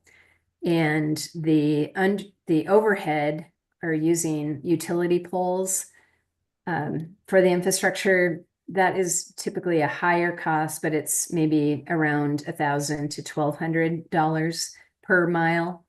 And so I don't have the number of miles for the grant, but it's minimal. Once the fiber network is in the ground, it's pretty stable. The only thing that we would, need to determine who would be responsible for would be the fiber locates. Like if there's other utility work that's being done, you're going to need to bring in a fiber locator service to make sure that your existing fiber network doesn't get cut. But we can certainly put together those costs, and I included those costs in the revenue share numbers. So those numbers are net any maintenance costs that you might have. Oh, well, that's a game changer then. So the $60,000 to $110,000 you're saying it includes maintenance costs? It's your net maintenance costs. Well, okay. Well, that makes a huge difference. yeah. Okay, that's a relief. Perfect. And then my last question is, you say that about 1.3 million is allowed for admin expenses, and recognizing that this will be a very difficult grant to manage, very grateful for the opportunity. But is this likely to be enough? And as I'm just looking ahead to our revenue situation this next year, just wanting to make sure we understand what this really means for us as a county. Yeah, I think that's plenty. Honestly, I think you'll have enough funding. That's for the entire grant period. And so I think that's more than enough of what you would need for potential staff members. And, that funding could also help with an owner's rep or a company that could help you along the way. Excellent. Excellent. Okay, great. And then in the grant application, there's also funding that's available for final design and engineering and permitting and sub-utility engineering, subsurface utility engineering. So that's also a covered grant expense outside of the $1.3 million in administrative costs. Excellent. All right. Thank you, Diane. Any other questions, I got a comments? question on you, the $2 billion grant program for the last mile, because that was one of the biggest things in the business park in El Dorado Hills is that last mile they need to be able to, so this will benefit them? A lot of the businesses in El Dorado Hills and the business park area down there? 'Cause Yes. I know that was one of some of the concerns that they had. Is that- Yes, yeah. So it's not, I often refer to this as households, and that's probably not very accurate. It would be all of the service locations. So that includes both the residential and the businesses that would be within the grant areas. But the business park is not in the grant Yeah. area. Right, that's why I was asking. if Yeah, it so would- no, it it won't wouldn't. be. So It Okay. wouldn't. So Supervisor Turnbull is asking specifically about our business park in El Dorado Hills. And that is not in one of these grant areas. Is Yeah. that correct, Diane? I'm not totally sure. I'm not sure where you guys are referring, but if Yeah, it's not that's not located included. within Yeah, those it's grant not. areas, I then was it just, I was wouldn't. just curious Yeah. about that, if that included that or not. So No. It doesn't, but I know Diane mentioned some of the bigger carriers also received money, so they may be serving Okay, that area. yeah. That And might be also- more attractive for right, them to Right, serve exactly. too. right. Yeah. okay. And then as far as then the BEAD grant is coming up, that opportunity also. And my recollection is you had done the engineering work and analysis and ranked all our areas for the whole county. So we were kind of ready to rock and roll for more grant opportunities, right? Like the BEAD one, we kind of already know the next rankings and all that. Is that right? I'm trying to remember. It's been a while. Yeah, so things have changed a little bit in terms of broadband serviceability, but there's a lot of areas that haven't yet been upgraded. We did do preliminary design and engineering for all of the areas that were unserved. And I think what has been really beneficial to the county is that you really were far ahead of others that were looking to apply for funding. Yeah. So, we know the areas that lack broadband services. That information is updated on a quarterly basis by the ISPs. We can look at the most current data and the scoring criteria, and we could potentially do another formal outreach to the ISPs. I think that process worked well. Target those areas that are priority areas for the county and potentially apply for additional funding. The state of California is currently going through this process to get their grant program approved by the NTIA. And so I'm not exactly sure where they are in that process, but I looked a couple weeks ago, and we're looking at probably first quarter of next year that they would roll out their application process. So there's a little bit of a challenge process ahead of time, and they have to get their grant program approved by NTIA, who's managing the program. Okay. And each state is required to administer their portion of funding through that program. So sometime in next year that will occur and will be another great opportunity for the county. All right, sounds good. Any further questions, Supervisor Good. Parlin? Okay, Supervisor Lane. Yeah, this is also a little bit out of my wheelhouse, so a lot of the information that you gave, as good as it was, just kind of goes in one ear and out the other. So my questions will probably be much more basic. But first of all, could you just talk to me a little bit about the basin and any analysis that you did up there and the needs in the basin and where they kind of fit into this? When you're referring to the basin, are you talking about the city of South Lake Tahoe?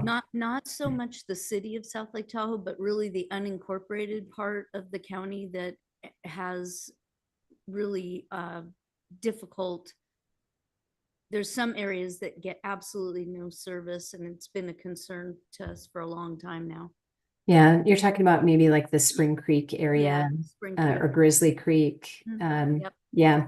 So Grizzly Creek, after the fire, AT&T built out infrastructure within Grizzly Creek, and so that area is no longer unserved.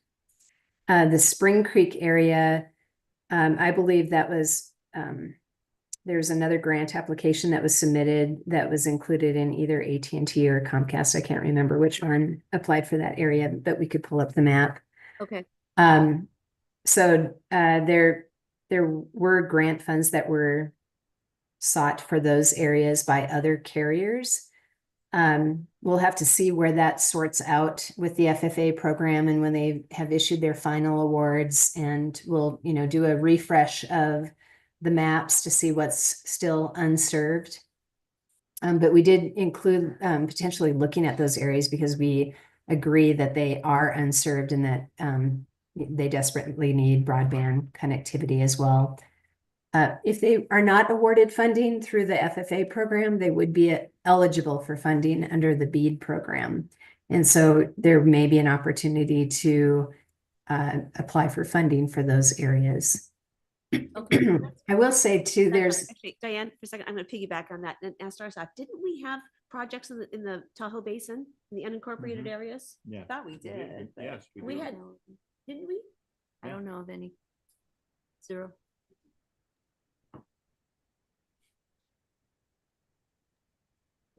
There's middle mile fiber, Chris Perry, Economic Development Manager. There's middle mile fiber, but we also, about a month and a half ago, we were on a call actually with Tahoe Prosperity Center and others. I'm trying to get a sense of testing where BEAD would plug in the basin. And in fact, a lot of folks up there were saying, well, we didn't get a lot of good, feedback necessarily from the community because a lot of folks are very well served up there. So there wasn't an overwhelming response, but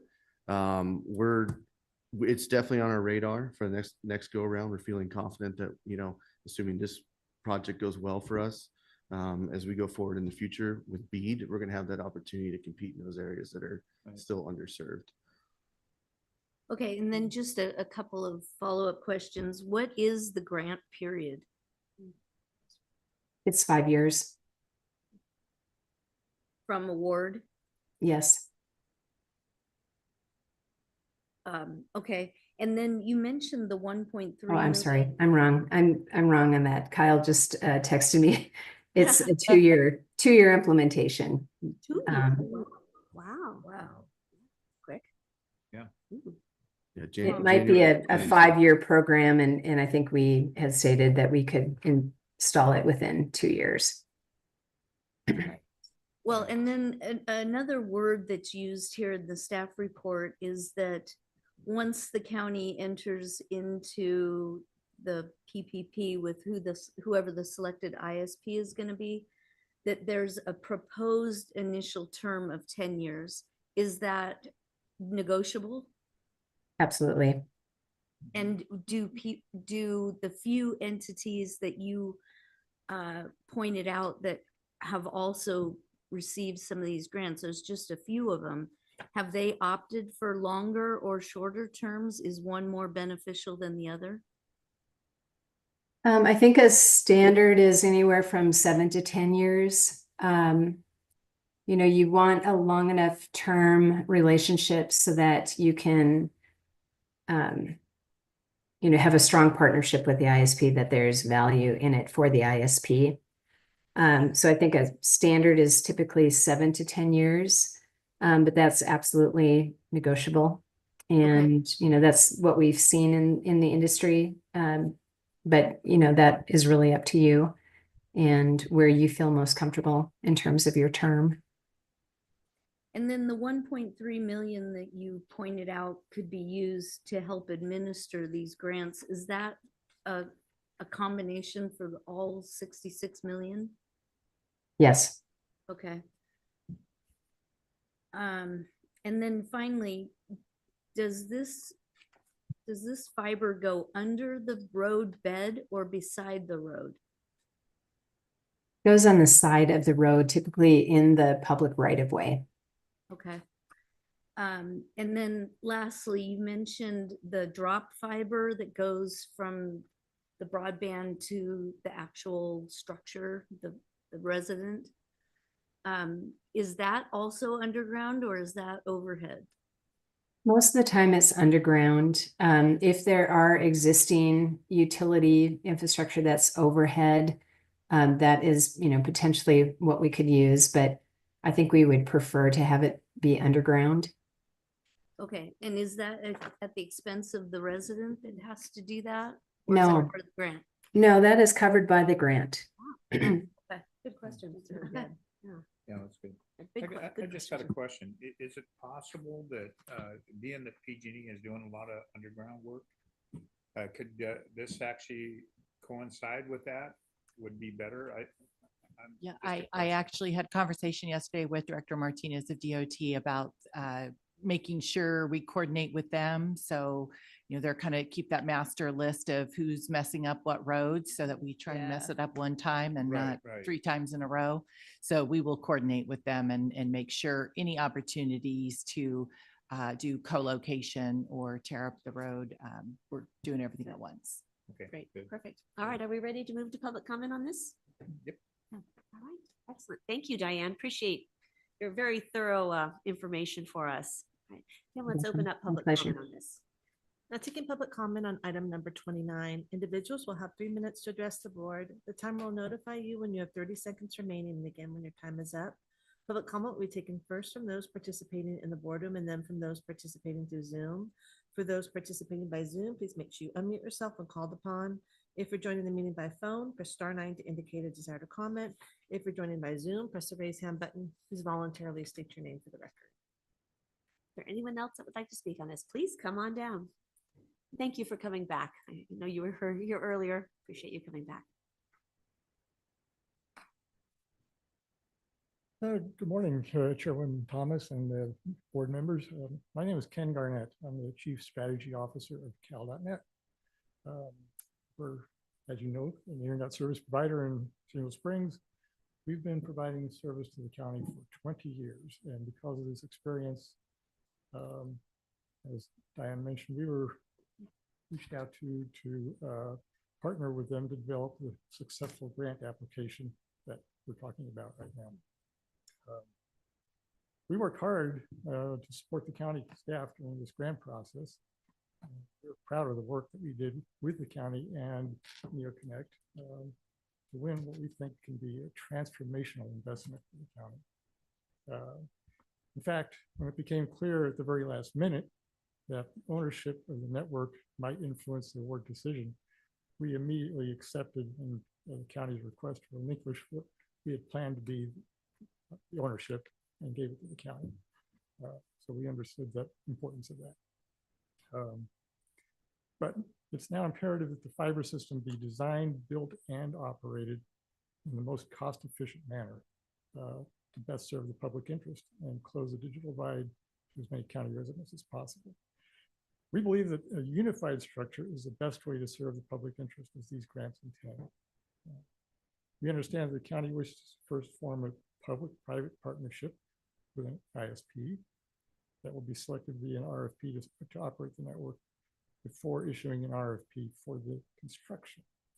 We agree that this is the appropriate sequence, but we would encourage you to consider the appropriate role for the ISP in both constructing and operating the network. Cal.net has constructed many networks over the last 20 years, and in our experience, it's been very important to build the infrastructure with the end service in mind so that all of the operational details are appropriately considered during the design build phase. The easiest way to do this is to have a single entity that is responsible for both building and operating the network. And this is what we would recommend. Alternatively, the ISP can supervise the design and construction, but this could lead to duplication of effort and greater cost, which would not be in the public interest. So we would encourage the board to work with the staff to consider these two alternatives and perhaps modify the RFP process as appropriate. Thank you for your time today. And as a proud member of the El Dorado County business community, we look forward to the successful construction of this project so that thousands of residents can have access to high-speed fiber broadband for the first time. And thank you, Diane, for the shout out. We've really enjoyed working with you on this process too. Thank you. Thank you. We look forward to that too. And thank you for your assistance for the grant. You're Appreciate welcome. it. Thank Appreciate your comments. Is there anyone else that would like to speak? Seeing none, let's go online. Now taking public comment from Linda Campbell. Good morning. Hey, everyone. Sorry, there was an extra little pop-up button. Sorry. Linda Campbell, El Dorado Hills. Definitely an interesting topic. I would say just a few questions. Is there a chance that the award estimates for each of these regions will overrun?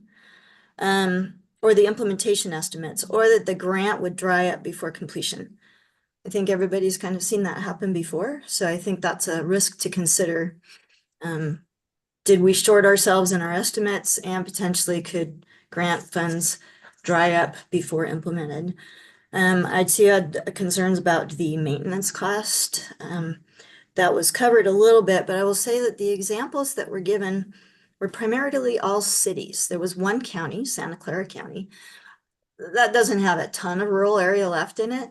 And so I'm not sure about the comparison for the cost per mile from nationwide, if that really includes like a rural type area like we would have to maintain, or if it was only the implementation in the cities. And then finally, just one random thought. If we do this underground, could it be coordinated with PG&E to underground power lines at the same time in those areas? So that's what I have. Thank you. Thank you for your comments. Now taking public comment from Chris Payne. Welcome back. I just have a couple of things to say. First of all, wow.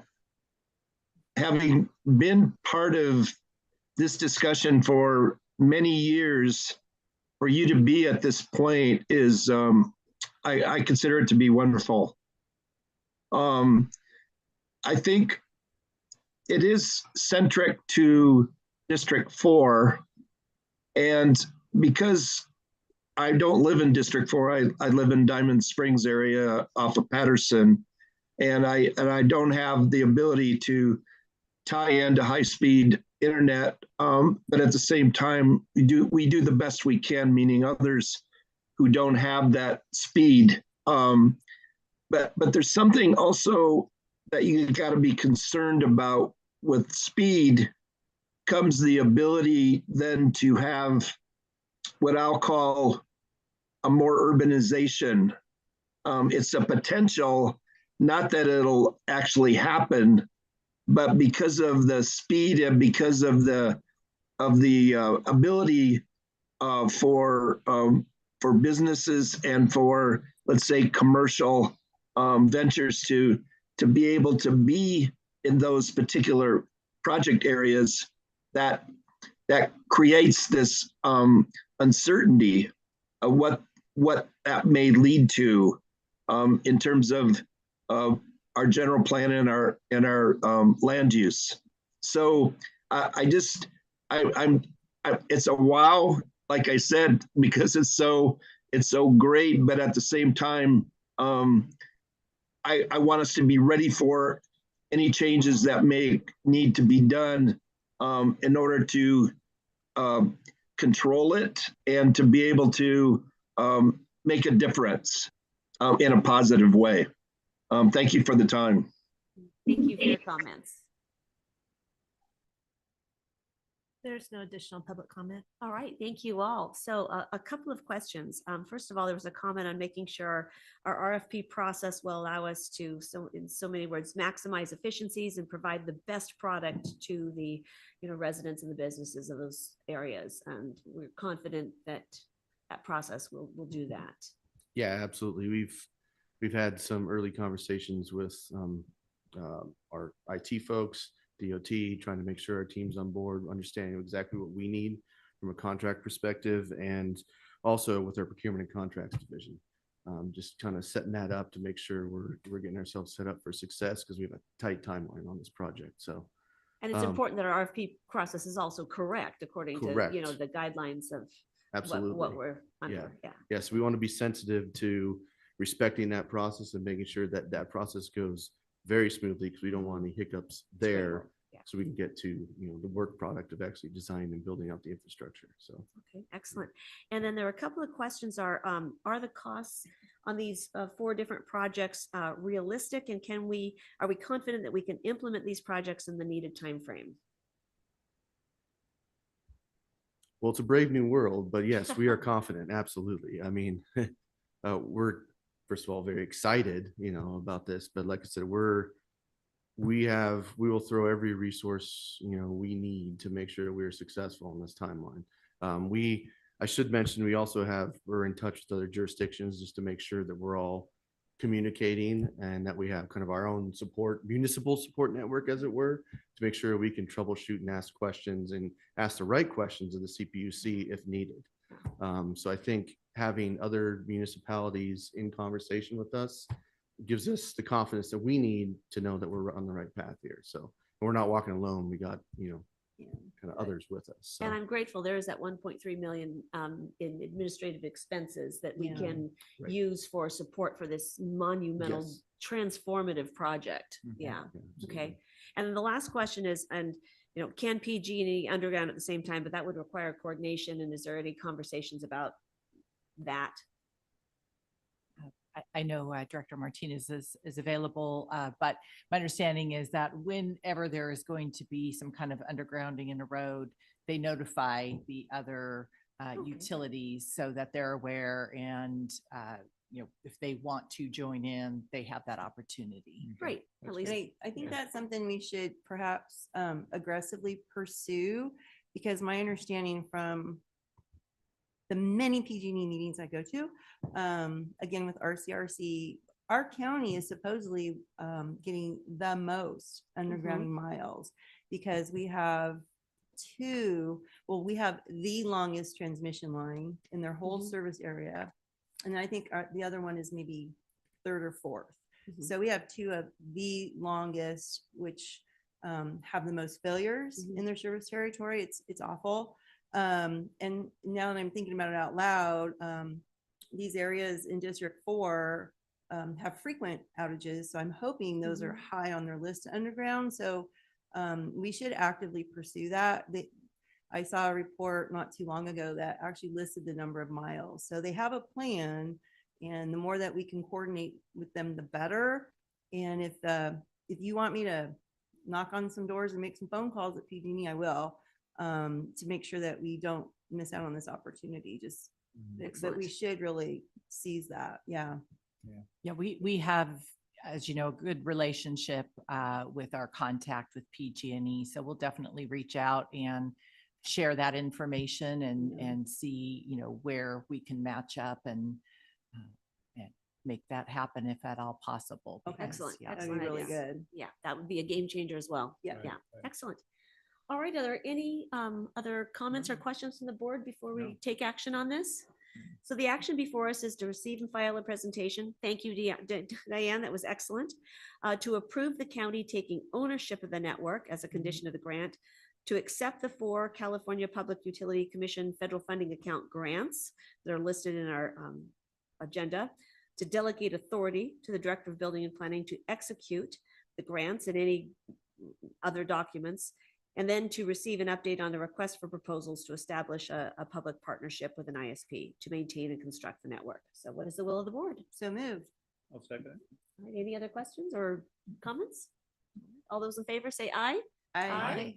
All right, let's connect us. Yeah, So, let's go. just deep thanks to everyone that has made this successful grant successful. And once again, this is potentially transformative for our county and really an exciting opportunity. So thank you all.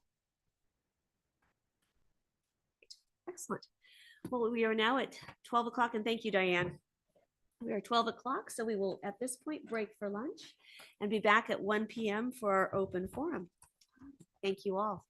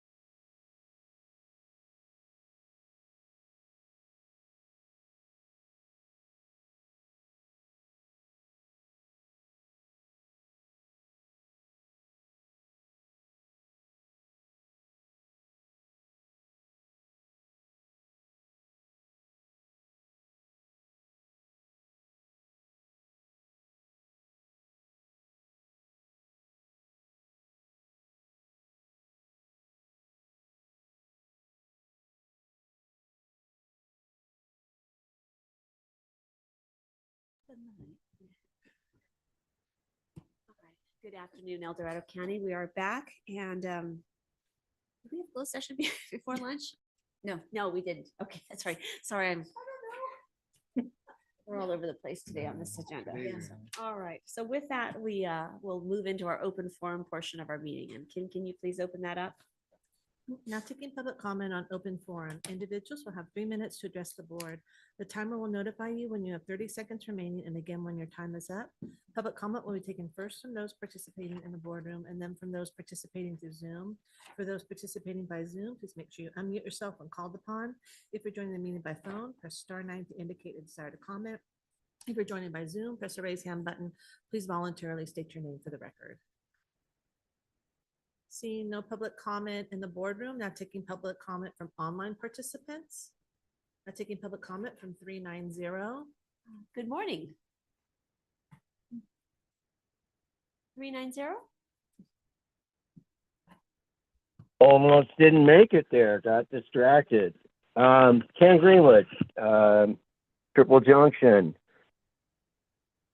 So sad about John. And I think we're all surprised. He was 70, 71. Oh my God, I'm 69. I'll be 70 next June. My best goes out to his family. I met them 2 years ago at the Veterans Memorial on Veterans Day. Turns out that a couple of his kids, or at least one, went to Cal Poly, so did my son, and so we had a great little chat. Anyway, I don't know what to say other than soldier on, and there is a procedural thing that has to be dealt with. If that could be explained, by the way, I would appreciate it. I think the governor has the ability to appoint. I'm not sure, can't remember. Anyway, and also Chairman, Wendy, got a notice from Karen regarding Bill of Rights Day. So far, so good, looks good, and I appreciate that. And let's get back to celebrating what it is instead of that president who did 4 terms. Anyway, again, hard to believe and sad. Thank you very much. Thank you. Thank you for your comments. There's no additional public comment. All right, thank you. And Ken, I will circle back around with you. I explained the procedures this morning in my opening comments, and I'll send you an email reiterating that. All right. We will now move into our budget structure discussion. Item number 28, please, Kim. Item number 28 comes from the Chief Administrative Office recommending the board receive a presentation and provide direction on the development of the County of El Dorado budget for fiscal year 25-26. Our budget team, thank you for your willingness to shift things around this morning. We appreciate it. Of course. Okay, Sue Henneke with the Chief Administrative Office, and of course here with your most of your CAO budget team. We have Jeanette back in the office, and Allison is in beautiful Belize right now.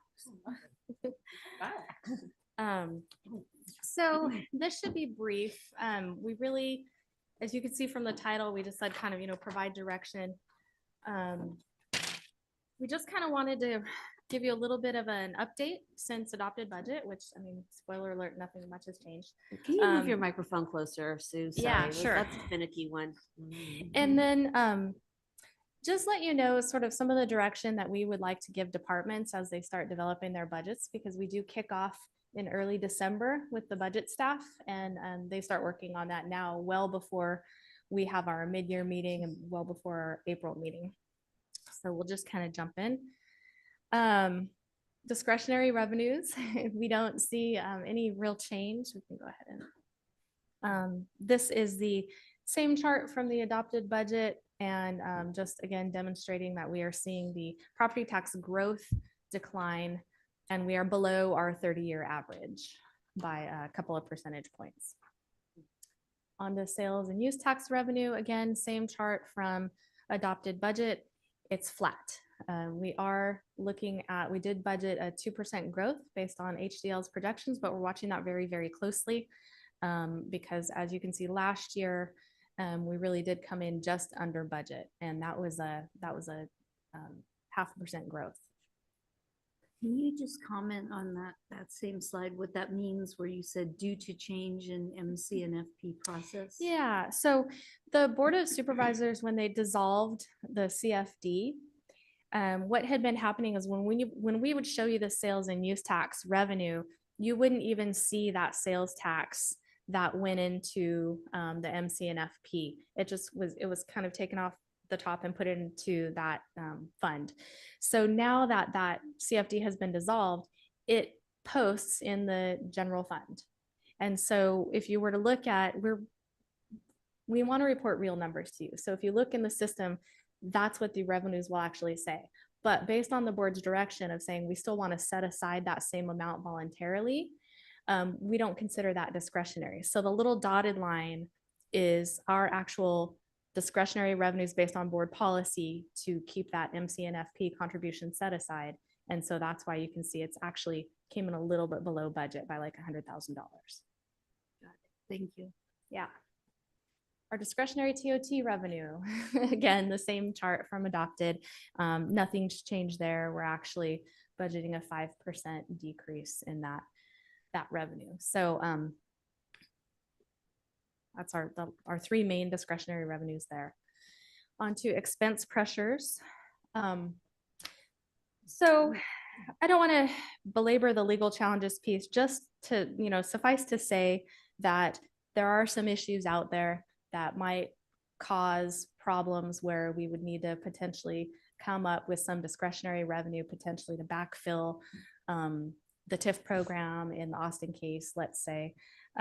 All of that's undecided, but it's something that we keep in the back of our minds that we just need to be aware of. Health insurance and risk programs. We had a big discussion about that this year. Those were, we had about a $7 million increase between general liability and workers' compensation.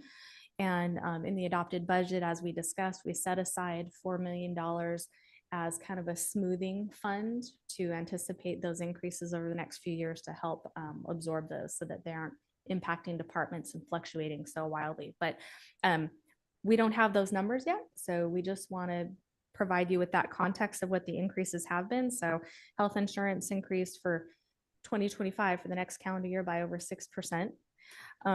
General liability, we've just seen a continual upward trend. And if we look at the last 5 years, it's those costs are up 78% over what they were 5 years ago. And workers' compensation, we're now in a kind of a partially fully funded scenario for that. So we will be just beholden to premium increases. We had been self-insured in the past, which has its own pitfalls. We're transitioning to fully insured. But then we're kind of at the insurance or the mercy of the insurance market there. So that's just an unknown and a volatile cost to be aware of. Our facilities needs, as we've also been discussing a lot, we have a lot of facilities needs and are due to really a lot because of the inflationary pressures on some of our projects. Our designation has been depleted down to just under $3 million. We have a lot of aging facilities in need of repairs. And so we were not able to meet the board policy this year. So the board has a goal in your policy set to contribute $6 million to the capital designation every year. And this is the first year in a few years we haven't been able to meet that.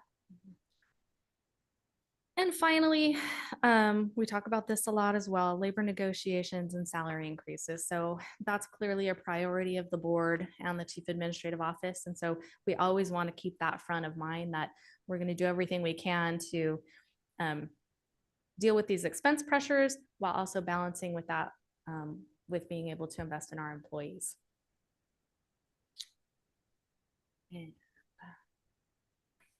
So we're looking at a couple of different approaches to addressing budget development this year. The first one is really, we already have a county policy that says we're going to try to recover costs from other funding sources as much as possible. And so we have, you hear us talk about the countywide cost allocation plan. Sometimes we call it the A87 plan. I'm trying to get away from that. But we don't necessarily, we don't generally charge those costs to general fund departments. And so we're just going to look at that more closely when there is a general fund department that has an outside funding source that can recover. We want to start looking at that a little bit more closely. So that's just kind of a heads up.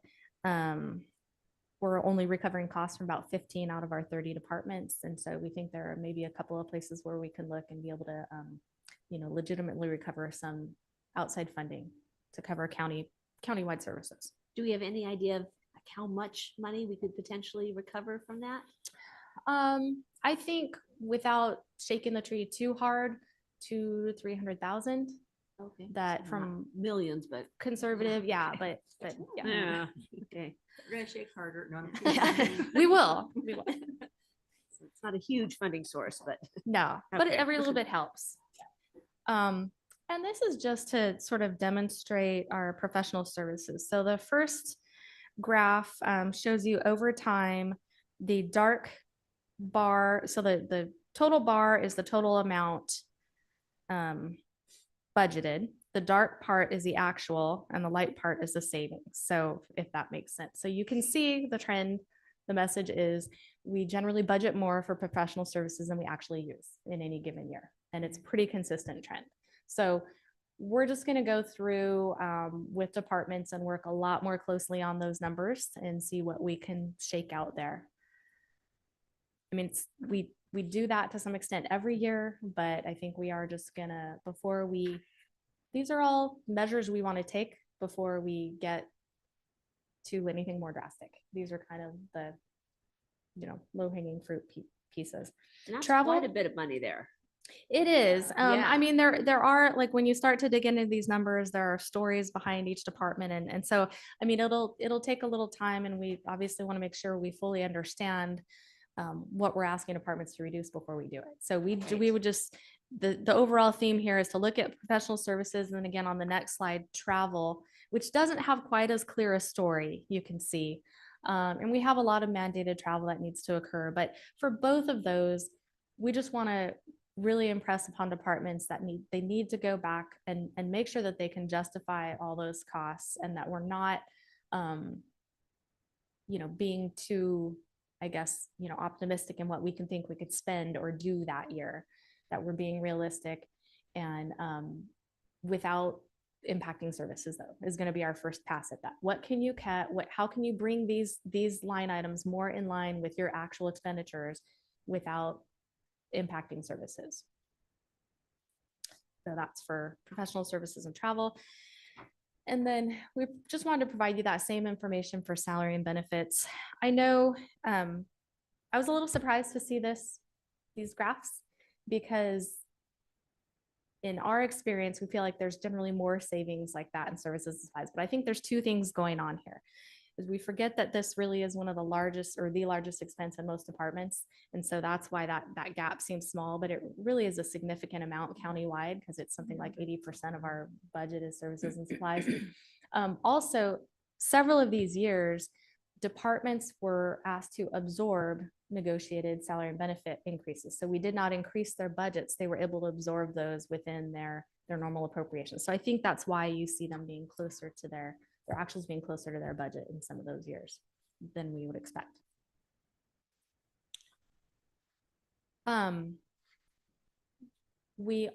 This also falls in line with our our budget policies, basically saying, we want to maximize revenues and maximize discretion of the board. So we're going to work with departments to maximize the use of their special revenue funds for their intended use to offset general fund costs. So looking very carefully, we've done a lot of work with departments over the years about collecting information on each of their special revenue funds. That's all included in the budget book. And so we've got all the citations for the codes and the legal uses. So obviously we would not be asking anyone to do anything with those funds outside of what their legal and intended use is. But we're saying, we're going to look at that and make sure you really are drawing those down when it makes sense to, and when it's, when you have those proper expenses, let's pull down that and save the general fund.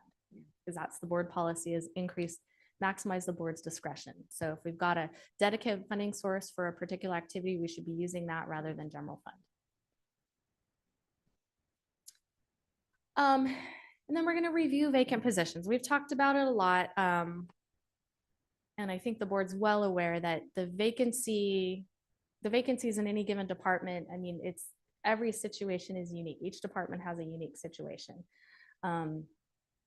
Different challenges and even for different positions within departments. And so we couldn't just, and I'll use Health and Human Services as an example.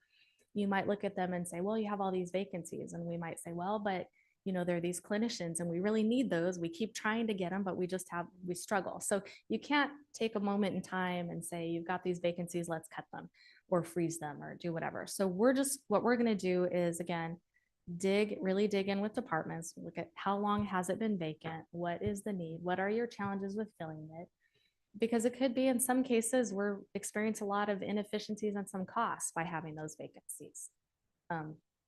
Sheriff's dispatchers, it's costly for us not to be able to hire and retain dispatchers. So it's going to be a wide ranging discussion, not just, hey, let's look at your vacancies and can we cut them? It's what's really going on there and how can we better adjust what we have going on to be more sustainable and more efficient. Hey, Sue, does this vacant position slide relate to that other slide with the salaries? Is it a direct relationship though, or kind of indirect? It's indirect because, so I would say it's more indirect because we know about the vacancies. That's why I was saying you would expect the gap between the budgeted and the actuals to be bigger on the salary and benefit slide, because you hear us talk so much about the challenges with vacancies. And often at year end, when we say, okay, here's the final department savings, a big bulk of that is in salaries and benefits. But I would say where it doesn't totally relate to the vacancies is because of those times that we've had the departments absorb the salary and benefits increases. So that might mask the savings from the vacancies, because we've said we've brought people to median, or we've given them a 2% or a 3%. And because they had vacancies, they were able to absorb that. So you're not seeing a big savings in the department. Okay. Does that make sense? Kind of, sort of. Okay. Yeah, I get it. I feel a little off today. I know that, well, it's like each of these slides is a nuance to a related thing. And so, right. And yeah. And it all it all comes down to, we have to really communicate and coordinate and collaborate with the departments. And we got to know what's going on there and understand what they're dealing with. And the analysts do that every day. They work very, very closely with their departments. So when we get to budget, it's not like this is all new to us. And, they're asking for all this stuff that we've never heard of. We're working up every day on every single board item. And I think what we're talking about with this budget is really just kind of more of a, okay, we all need to get real here. We know that we're facing some challenging budget times. We don't want to cut services. We don't want to reduce positions. We want to invest in you. So how are we all going to get together and get that accomplished? And so these are kind of the framework and some of the ideas that we're going to bring into those discussions with departments, which kind of brings us to our next slide, actually, perfectly.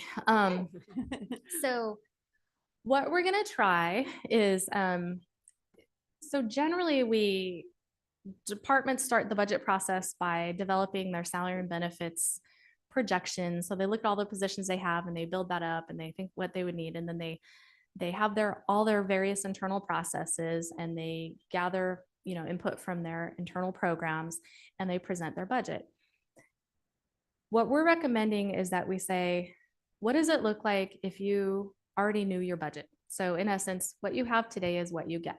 You get no increase in net county cost.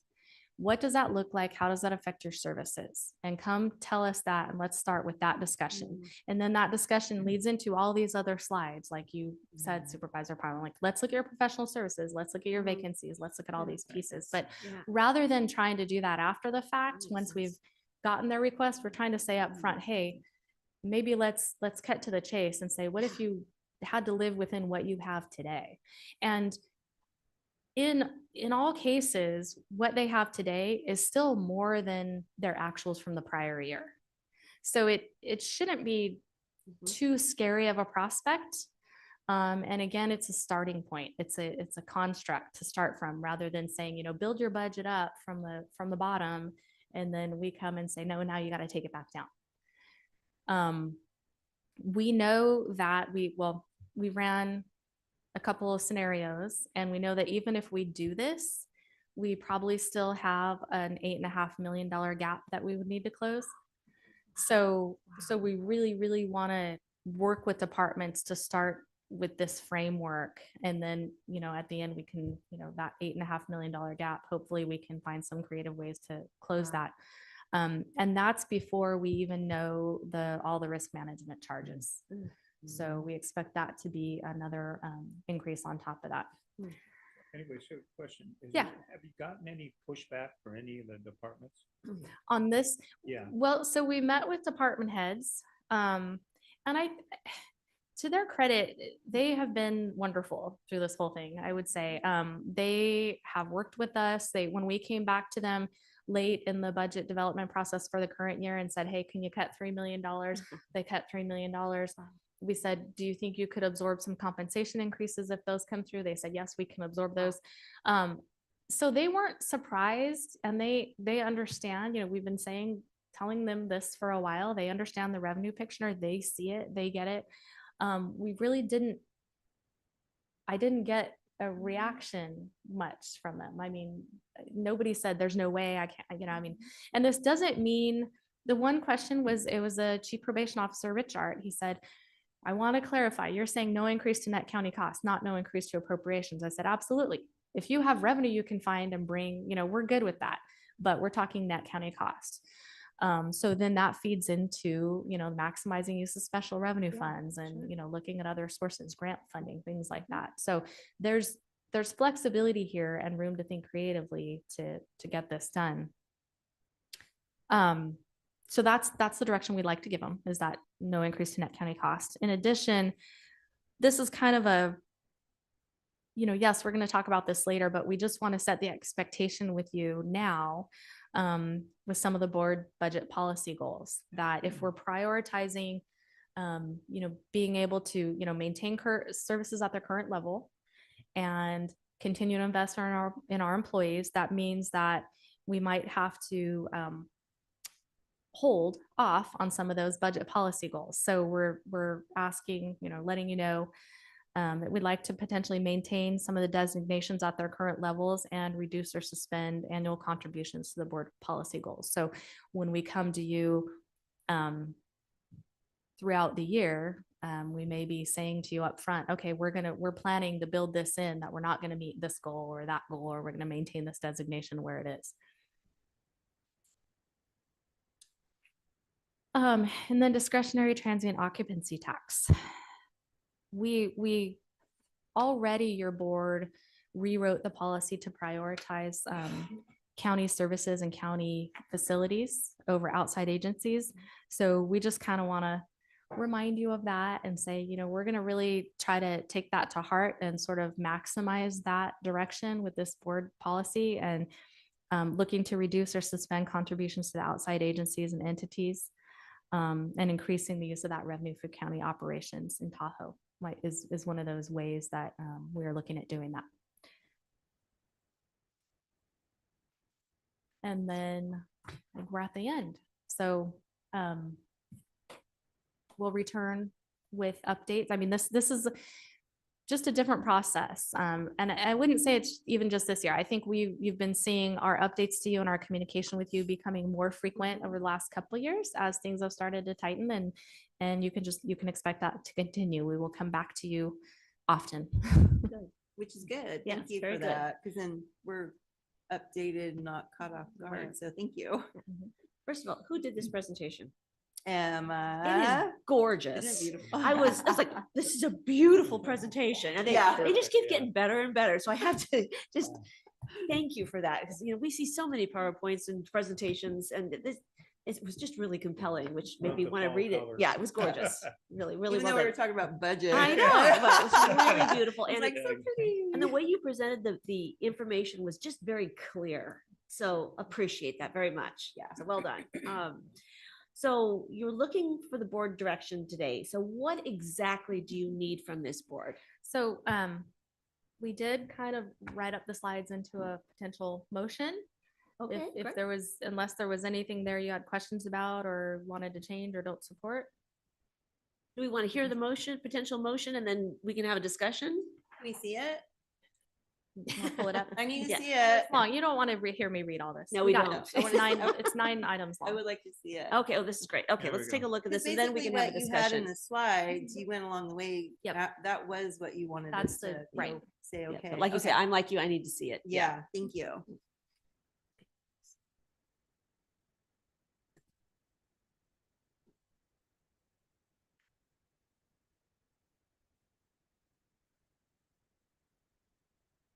Oh, this is great. Thank It you for is. doing this, you Yeah. guys. It's so helpful.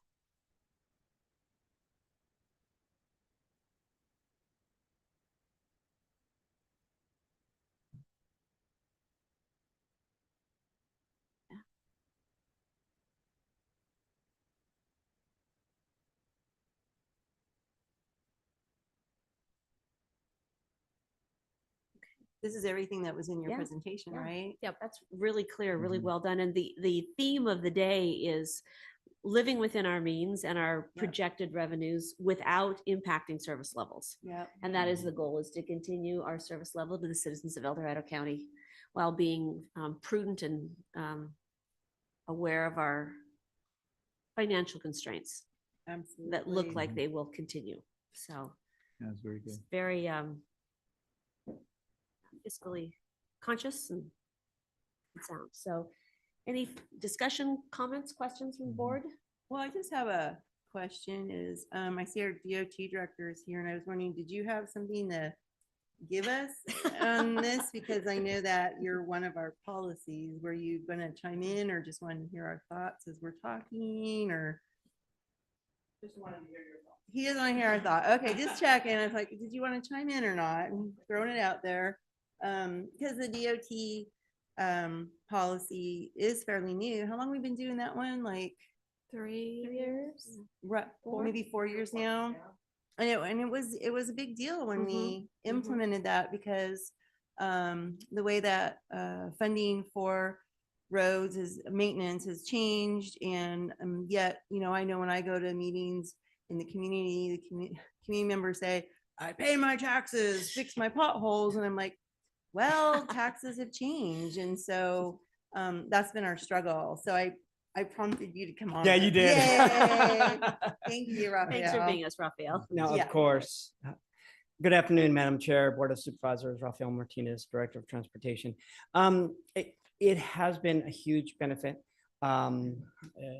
The policy, along with Measure S, has increased our equipment purchases. We've got 2 new graders up in the basin, 2 new blowers. All of this is because the board had recognized my waving of the white flag many years ago when I said, this is unsustainable. The department can't continue to get further and further behind the 8 ball, because then the deferred maintenance is going to be even much worse.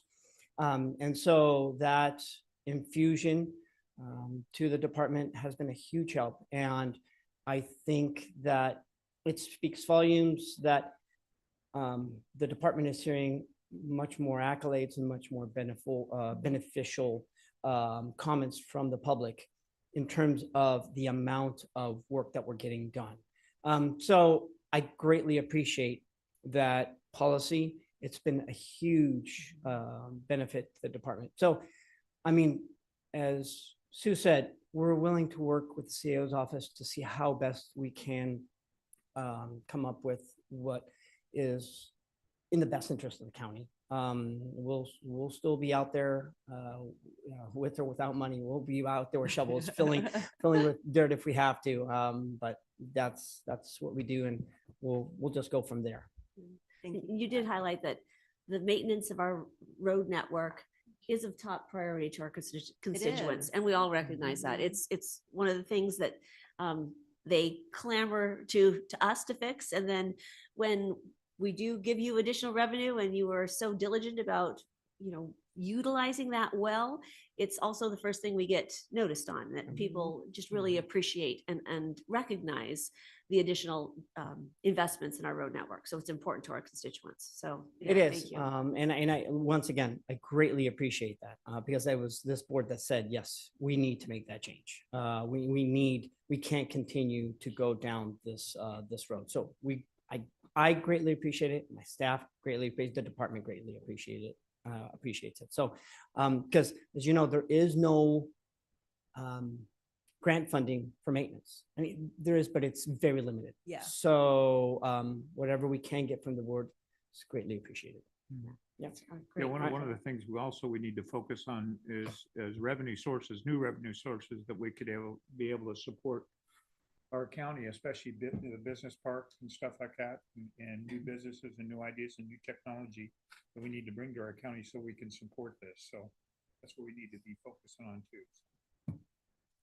Great. Thank you, Raphael. All righty. So on this item, the motion would be to maintain designations at their current levels and suspend annual contributions to board policy goals. So, I mean, obviously that will be a conversation, a decision point for the next board on what that looks like in terms of once we get the revenue projections and we know what you're working with next year, what the board wants to do about the board policy goals. So we're not making a final decision on this, but I think this is saying that we're willing to take a look at these to see what makes sense next year. Yeah. Am I kind of articulating that correctly? Yeah, it's basically the approach we're going to take to developing next year's budget, which starts now, understanding that, as you said, the final decisions come down to the next board, Right. but we just kind of want to, not start down a path that seems completely unacceptable to the board at this point. And when you say maintain designations at their current levels, you mean whatever is in those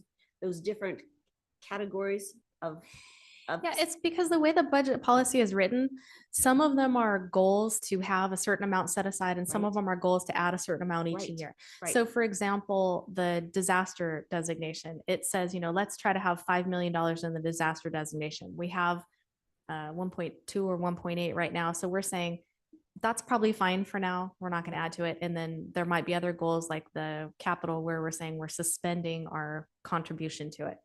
So that we just wanted to make sure the wording covered both scenarios. Okay.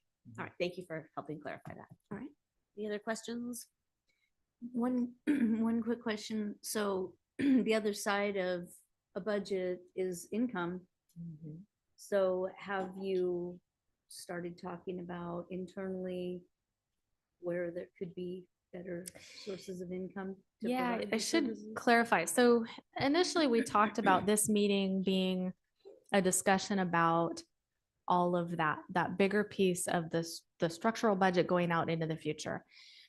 Because we understand we have some changes to the board coming next year, and we decided we would stick with our direction for developing this year's budget for this meeting. We expect to come back next year to have that discussion about potential tax measures, all those other pieces that are longer term and going out into the future, and looking at mandated discretionary programs, all those pieces that we've kind of been talking about that we said we would come back and look at.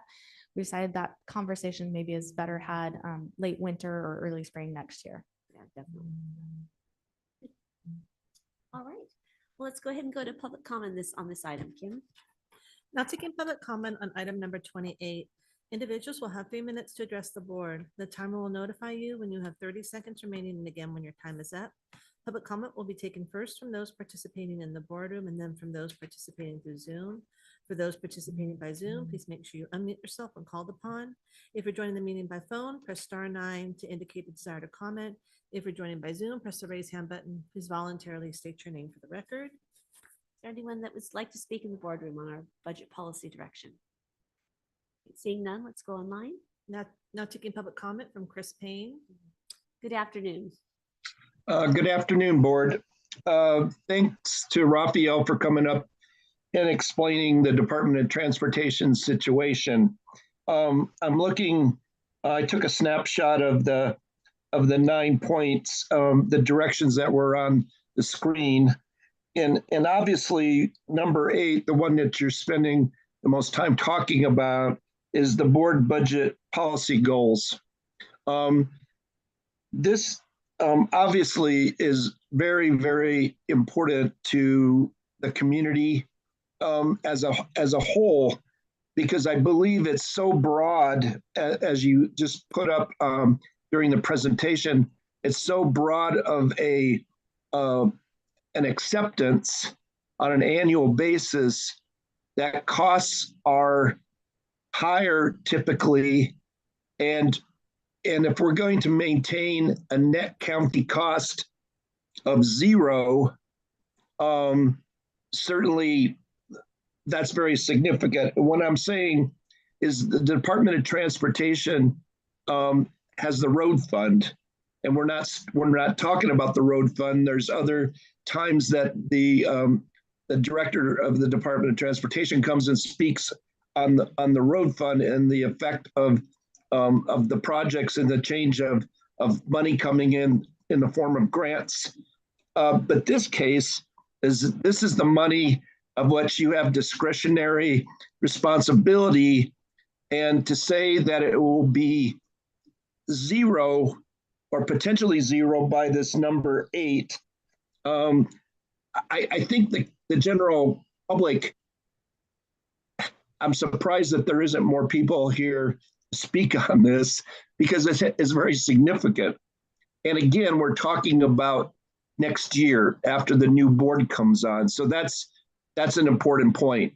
But staff has done an excellent job, not only visually in terms of how it was presented, but also by describing a pretty draconian situation looking forward. And so I believe in, as a person who's historically followed these budgets, this is very significant.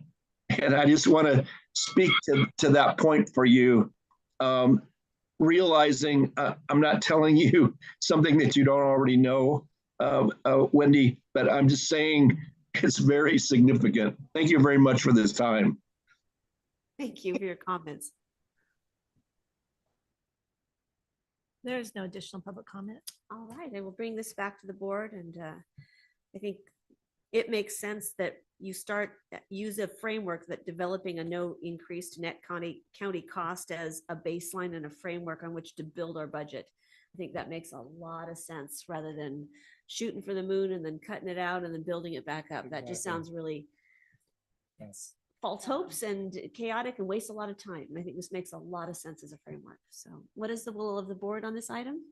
Oh, I'll move this item. I think you guys did a great job of explaining things. I really appreciate it.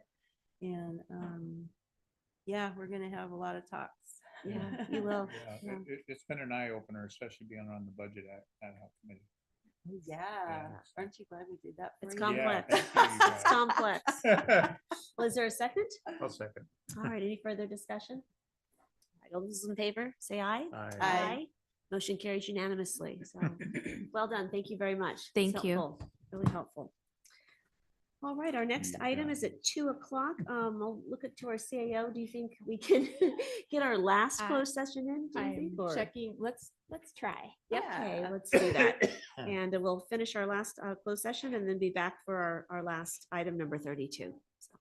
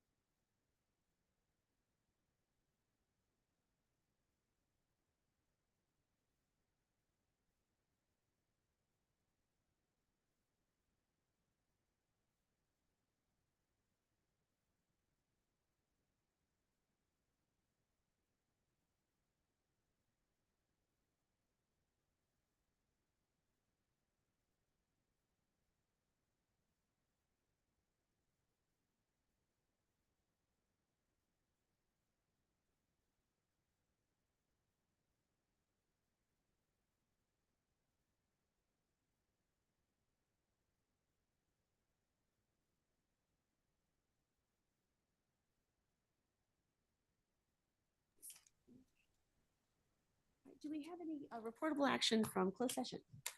Thank you, Madam Chair. The board completed its closed session agenda, having heard item number 33. There is no action to report out. Glad we finally got through our closed sessions.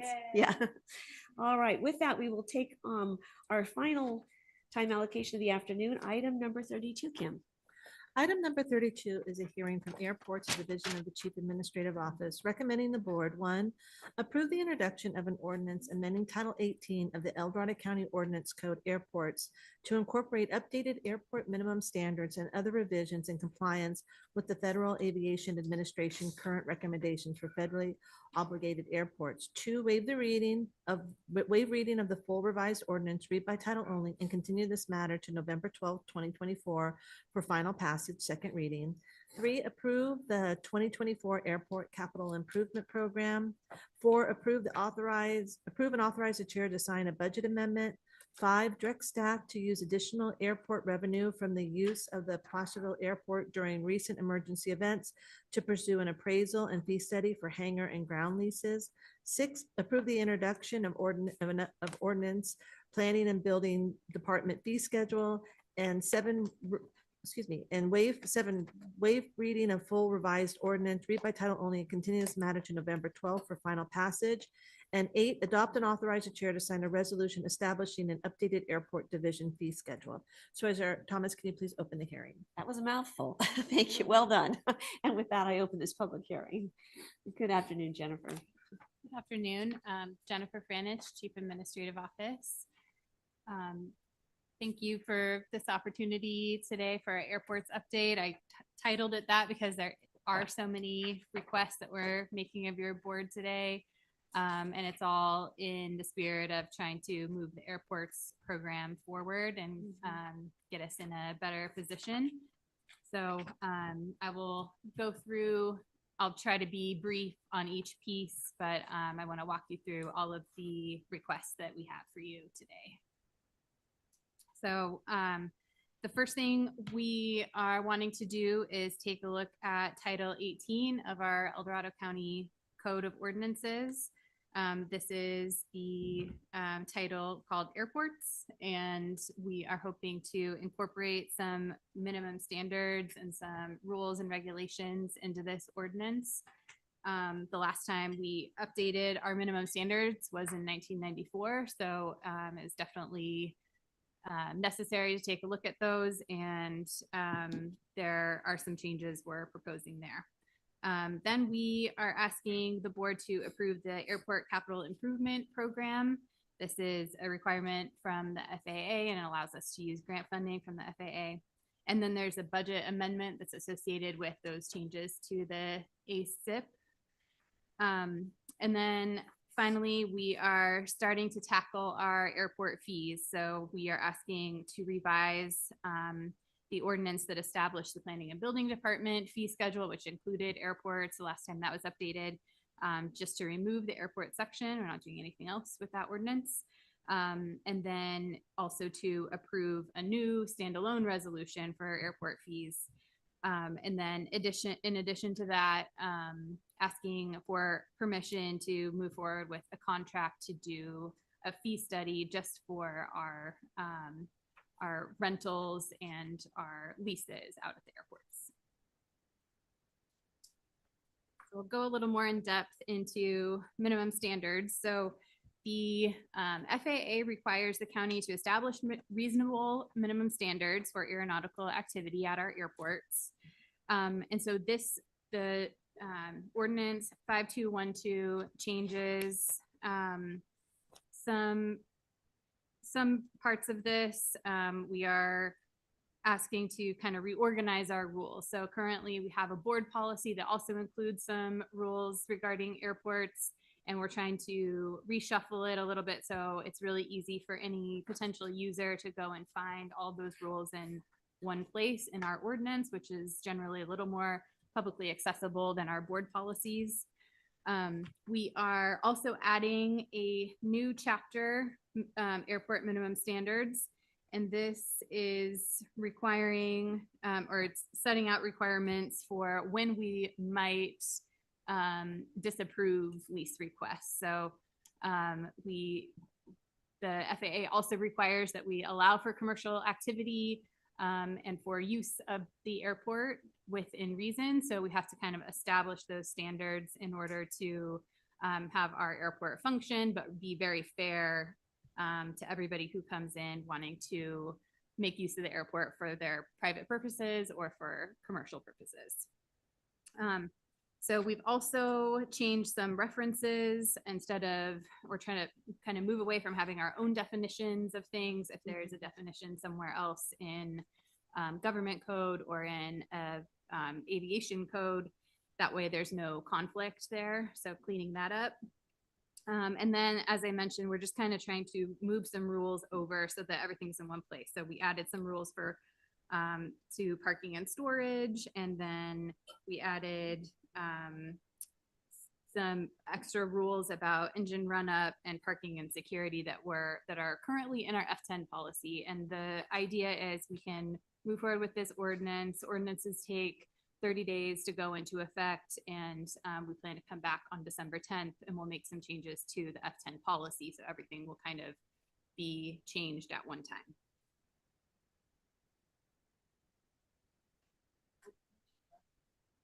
That is when somebody is doing some engine testing. So we have areas where we don't allow that to occur. It's just a safety issue. Okay, so moving forward. So one of the major issues that we need to tackle for county airports is for the program's financial health. The FAA has a requirement that we must meet in order to receive grant funding, and that is that the sponsor, which in this case, the county is the sponsor of 2 airports, will maintain a fee and rental structure for the facilities and services, which will make the airport as self-sustaining as possible.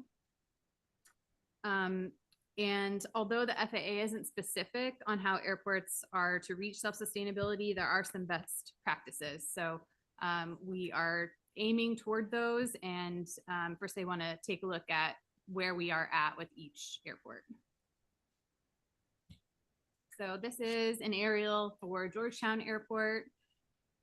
The county at this airport, this is the smaller of the 2. So we own 1 hangar / office building, and then there are 21 privately owned hangars at this airport. So for all of those hangars, the tenant owns the building and they lease the ground space from us. So the total cost to operate Georgetown Airport is about $330,000. Revenue from rents is about $36,000 a year. We also sell aviation gasoline, 100 low lead at Georgetown Airport. And though our fuel sales at Georgetown can average $20,000 to $40,000 a year, after we factor in the cost of the bulk fuel and get the net of those sales, we end up with about only $3,000 in revenue from fuel. To add to that, we had our fiscal staff do an analysis to factor in all of the costs for providing fuel out at Georgetown. And because there are some requirements for maintenance and inspections, we actually lose money by providing fuel at Georgetown. And that's at anywhere from $3,000 to $15,000 per year. So although we have on this slide that the revenue is $3,000, that can vary. And overall, it's actually losing us money. In addition, the FAA and Caltrans, through their Division of Aeronautics, they provide grant funding for airport improvement projects. And we didn't really see a way we could separate out the operating revenue from those capital improvements, because a lot of those are for maintenance projects. So a lot of that $103,000 that you see on there is from ongoing funding from the FAA, but it's also some other pots of money that the airport gets specifically through the state. So You can see on there cost to operate and then our revenue sources, and that leaves a gap for Georgetown Airport at about $188,000 a year. This gap is currently covered by general fund. We don't have any other funding sources to cover it. In the past, we did have some fund balance in each of these airport accounts, and so we were able to cover our costs through that.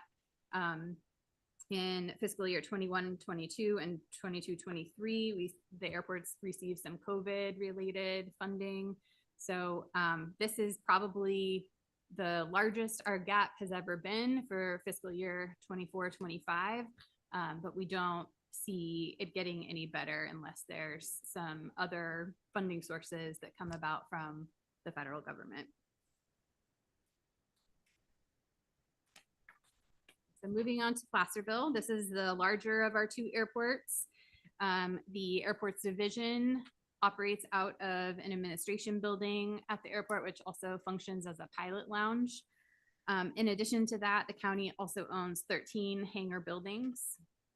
And then there are 96 hangars of various sizes that are privately owned and again, pay that ground lease fee.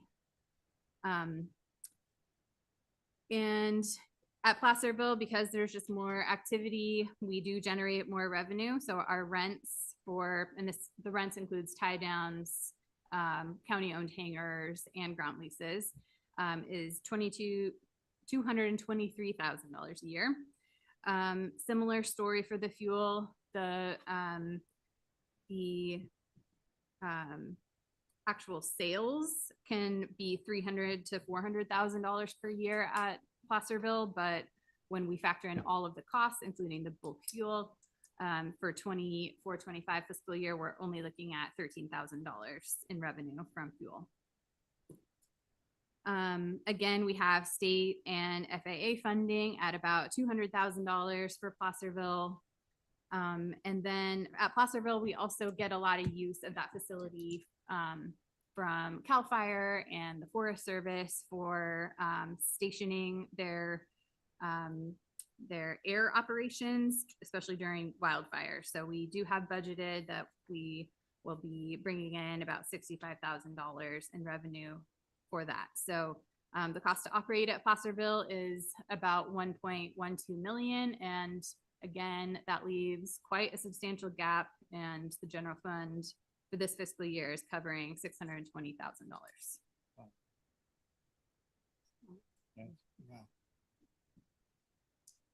So moving on just a little bit to the economic study. This was an effort that the county undertook at board direction. So in coordination with staff, we hired strategic planning services, and they provided an economic study for the airports. They met with users, collected a lot of ideas about potential capital projects, potential private partnerships, or requests for proposals that the county could look into to try to make better use of the airport as an economic driver. The comparative analysis that SPS provided concluded that the services offered at Placerville and Georgetown airports are similar to airports of that same size elsewhere. But they looked at our terminal area forecasts for the next 20 years, and those show a flat projection for both airports. So we don't see in the future a huge increase in activity at either airport, which means that we are a little more limited in additional facilities that we might actually need out at those airports. So there are some opportunities. Those include making sure we are fully utilizing our federal and state funding, especially for safety improvements. I'll talk more about later with our ASIP. Also, including or building out additional hangars on the east end of the Placerville airport. That was kind of the big project that we looked at and thought could actually be feasible because there is a demand for hangars at Placerville. We usually have a waiting list and we can't accommodate everybody. They also recommended that we market the airports as destination gateways and partner with businesses for other development opportunities. And also for marketing to utilize our relationship with our county chamber of commerce. So with these recommendations in mind, we have some basic goals for the airport program and for both airports, and we also developed some changes to our ASIP.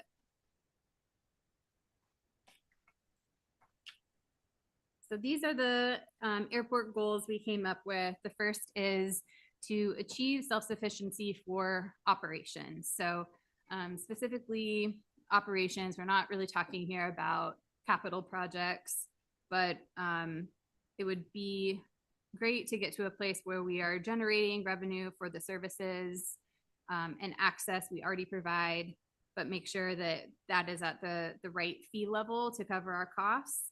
And then in addition to that, I think what will really get us to a point that we are as self-sufficient as possible is attracting tenants with the desire to improve the airport in exchange for the valuable access it provides to the sky. Next, we want to, just like I mentioned before, utilize that FAA and Caltrans funding to the maximum extent possible for capital projects.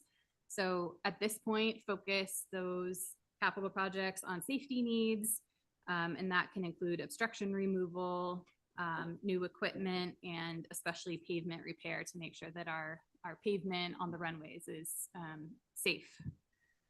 In addition, strategically pursue development of the east end of the Placerville Airport, and we have a plan to do that in a way that allows us to, before we move fully ahead with that, evaluate the potential for revenue generation against the capital costs that would take to build that. And lastly, provide value to the community. So the most important purpose for the airports to the wider community is this availability to use it for emergency operations. So we want to acknowledge that. We want to make sure that we are allowing those facilities to be available and assisting in any way we can with emergency operations.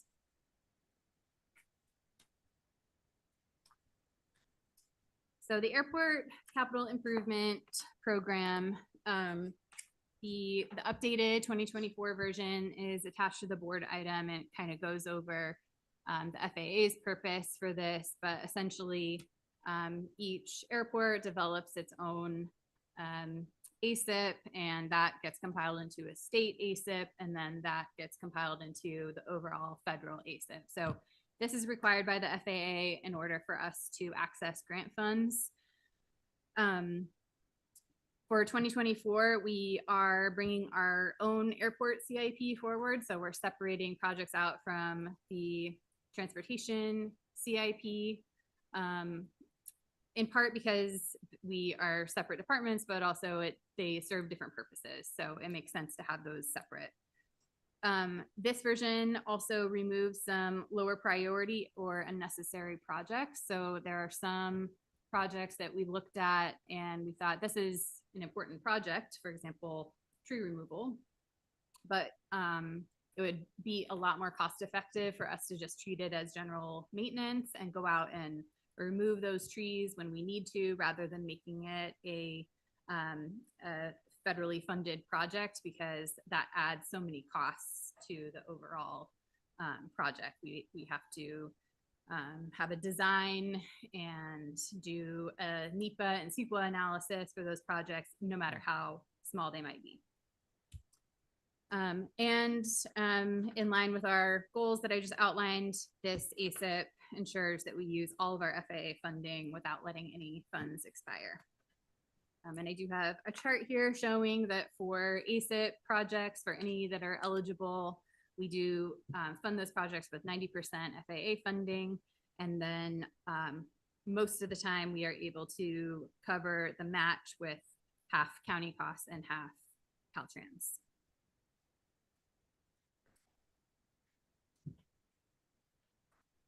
So the one new big project, as I just mentioned, would be a new hangar project at Placerville. And what we have for the first year in the ASIP is a feasibility study for this area. I have a picture there. You can see there's already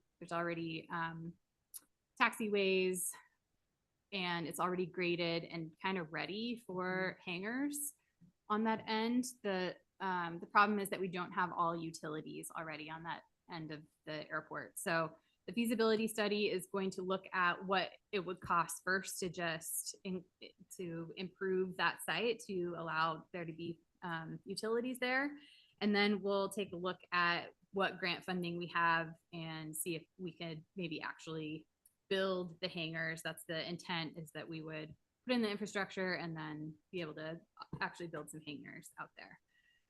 So we will be able to come back with that feasibility study before we spend any more money on development to make sure that it's something that we do think there will be a return on investment on, and we can move forward with the outcome of that study.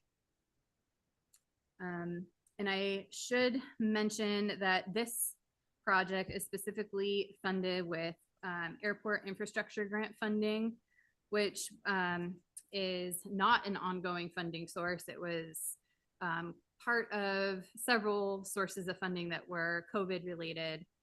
So this is, we have 3 years of funding and $300,000, I believe, for this project only. Most of the time, the FAA funding can't be used for things like hangar development. They really focus on the center of the runway and move out from there when it comes to prioritizing projects. So this is kind of our one opportunity to make use of this funding for something that is more economic development focused and could bring us more revenue in the future.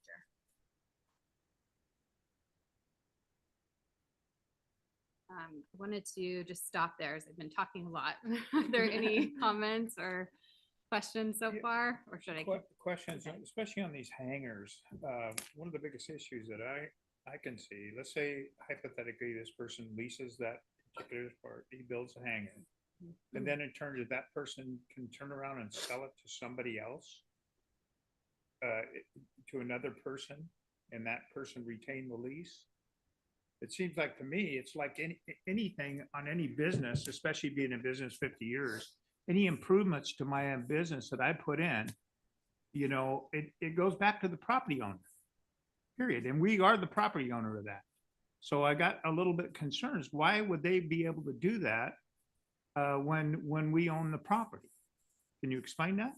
Yeah, so for this project specifically, again, we're like very early in the process. We just kind of want to do that feasibility analysis first. But my intention would be that we use up as much grant funding as we can. If it looks like, you know, it's really only going to get us to a point where we can put the infrastructure in, but we don't have money left to build the hangars, then we could have a competitive process, bring somebody in to build the hangars, and then establish a lease with them that was for a certain term. And at the end of that, the term of that lease, we would make sure that the building stayed with the county and became a county-owned asset. Right, because that's in any other business, you know that. I mean, any improvements that are done, it stays with the property owner, you know. So that's kind of the concerns, because if you look at this thing, I mean, especially when there's $400,000 more we have to come up, it's not even feasible. It really isn't, especially when we need to make sure that, you know, it's more cost effective, and that we're not paying any money into it to be able to make these airports work. Yeah. So anyway. Any other comments or questions? Very good. All right, thank you, Jennifer.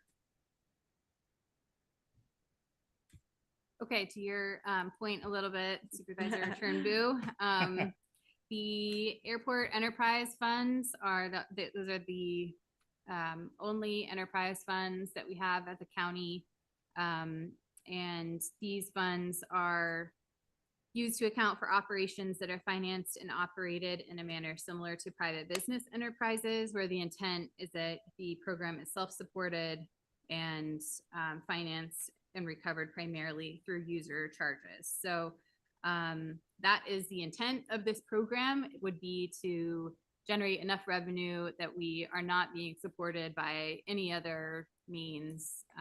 And I think given the conversation you had earlier with the other side of the chief administrative office, I think, you know, we definitely want to look at how can we make sure that we get the general fund support as much as possible. Well, out they of need to be the airport. self-sufficient is what they need to Mhm. be. And that's one of the biggest things that we need to focus on.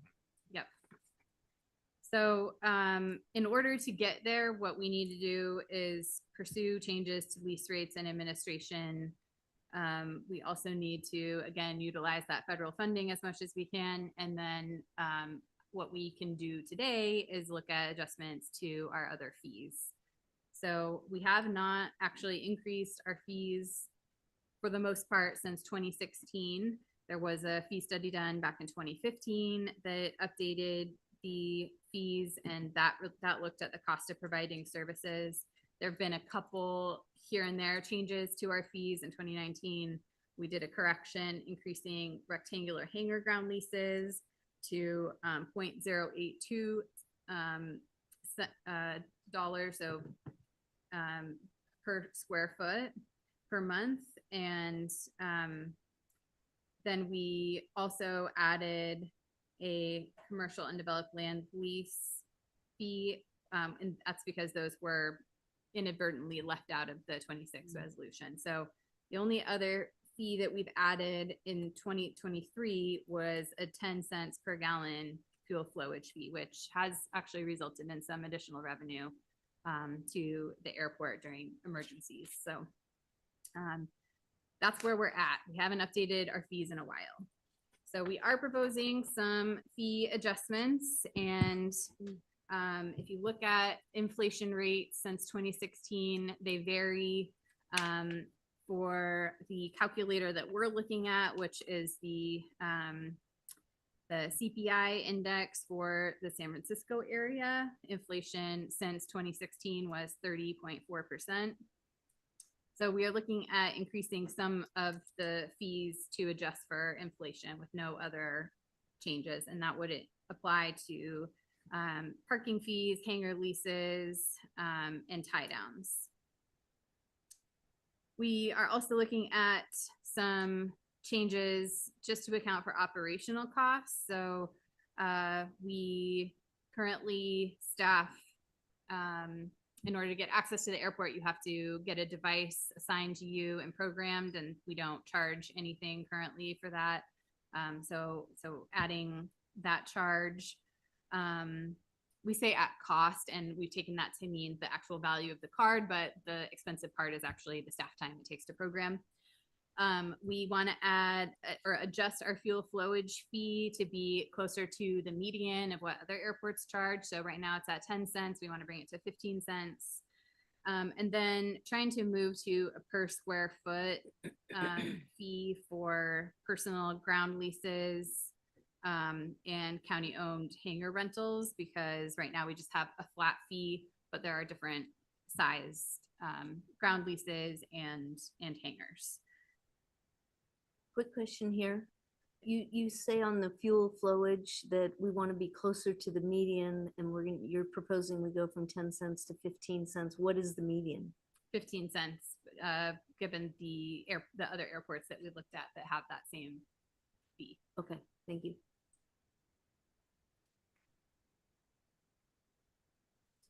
Okay, in addition, there are several fees that we currently don't charge for. And again, this is just in the spirit of trying to cover our costs. So instead of giving away services for free, we should be accounting for what those actually cost us. So adding a commercial landing charge. We currently have a commercial landing charge, but it's for the long term. This would allow us to just charge for, commercial landings that are coming in just one at a time. We also want to charge for gate access card loss, similar to what I just mentioned. If somebody loses their card, there's still staff time involved in getting them a new card and reprogramming that. And we also have some access issues out at the airport where people have cards that probably shouldn't, and we are tackling that. But we really want to impress upon our users that they need to guard that card with their life and not let anybody else use it, and try not to lose it. So also we are adding some application fees. So currently if somebody comes in and they maybe they bought a hanger and they need a new lease with us, or they want to start a business out at the airport and they want a commercial lease with us, we don't have any way of charging for the time it takes to review all of their documents. We don't have an application form. So this would allow us to come up with that application form and charge for the time that it generally takes to process those. Similarly, an application fee for an offsite operator. These are offsite operators are those that don't have a stationary place on the airport grounds, but maybe they're a mechanic or they're a flight instructor and they are still coming through the gate and using the airport. So we can allow for that to happen, but we want to kind of treat them similarly to the other businesses at the airport. Make sure that we are charging for the application time, make sure that they are a legitimate business and that they have insurance. So adding an application fee for those. We also have a fuel truck at the Placerville Airport that has Jet A, and we use that pretty often. It's for larger aircraft or for helicopters that can't make it to the fuel island. So we're proposing a 25 cents per gallon surcharge for use of that fuel truck. Though that takes staff time because staff's the one administering the fuel from that truck. We don't let anybody else use that. So it does actually take staff time when somebody needs that service. Similarly, kind of on an emergency basis, we stock oil and de-icer so that if somebody comes into the airport and doesn't have those on hand, we have them there at the airport. So we want to charge a markup on that, again, just to cover the cost that we have for ordering and stocking those additives. And then oil disposal. So we have a lot of users that come in, change their oil. They have the filters and the used oil, and we have a place that they can deposit those. So it does cost the county money to dispose of that, and we would like to pass some of the cost onto the users. So this wasn't in the staff report, but I do want to note that just looking at the amount we use the fuel truck, we're thinking that that fee will result in an additional $10,000 per year. And then just kind of looking at the number of leases we processed this year, we think that adding those application fees will generate an additional $16,000 per year. So we're getting a little bit closer to covering our costs with these new fees. So the proposed fee adjustments would not affect our ground leases other than for the new application fees. I do want to note that the fee schedule makes a change to establish one rate for all commercial leases, and that would include what we've called FBOs or fixed base operators here at the county. And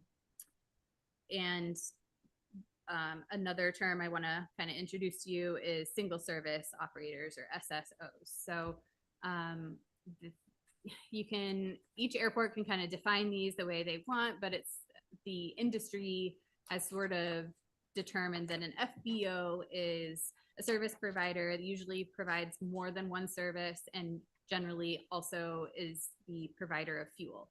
So for the county, we provide our own fuel. We're essentially the FBO at our airports. And so we want to start using this term single service operator, which is really what we have at our airports. They're commercial businesses. They're providing kind of one service. They're not a full service operation that's really operating our airports on behalf of the county.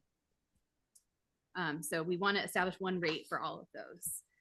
And then in addition, in order to ensure that we are charging enough for lease rates, we want to engage in an appraisal and fee study for hangar and ground leases. And this is because we really want to ensure that we're charging market rate. We don't want to charge too much for these leases, and we also don't want to charge too little. We want to be competitive so that we can make sure our hangars are filled up, and that everyone is able to use the airport, that has the funding to do so. But we have struggled with establishing that on our own, looking at comparator counties and just trying to gather the information on our own. So I think at this point, it would be really helpful to just have a narrow focus for a fee study just on these rates, have somebody that's very familiar with airports and how they function, and how, you know, other similar airports maybe have gotten to a place where they're self-sustaining, and have some help determining what those rates should be. So that's all I have for you today. Our next steps would be the second reading of both of those ordinances that we went over next week on November 12th. Our airports ad hoc committee, thank you to both of you. We've been hard at work already on all of this, and we are hosting a meeting for the users on November 19th to talk about our F10 policy, and definitely to talk about leases as part of that. What time is that meeting, Jennifer? That's at 4 p.m. That's right. And it will be here at the county. It will be downstairs in conference room D. Yeah, I got a question. On the fuel tanks, you know, the fueling station, is it above ground or in ground? The fuel tanks at Placerville are above ground. The Georgetown tank is underground. Okay, so we still have monitoring wells and test wells that has to go through a procedure tested by the, you know, plus the state of California too.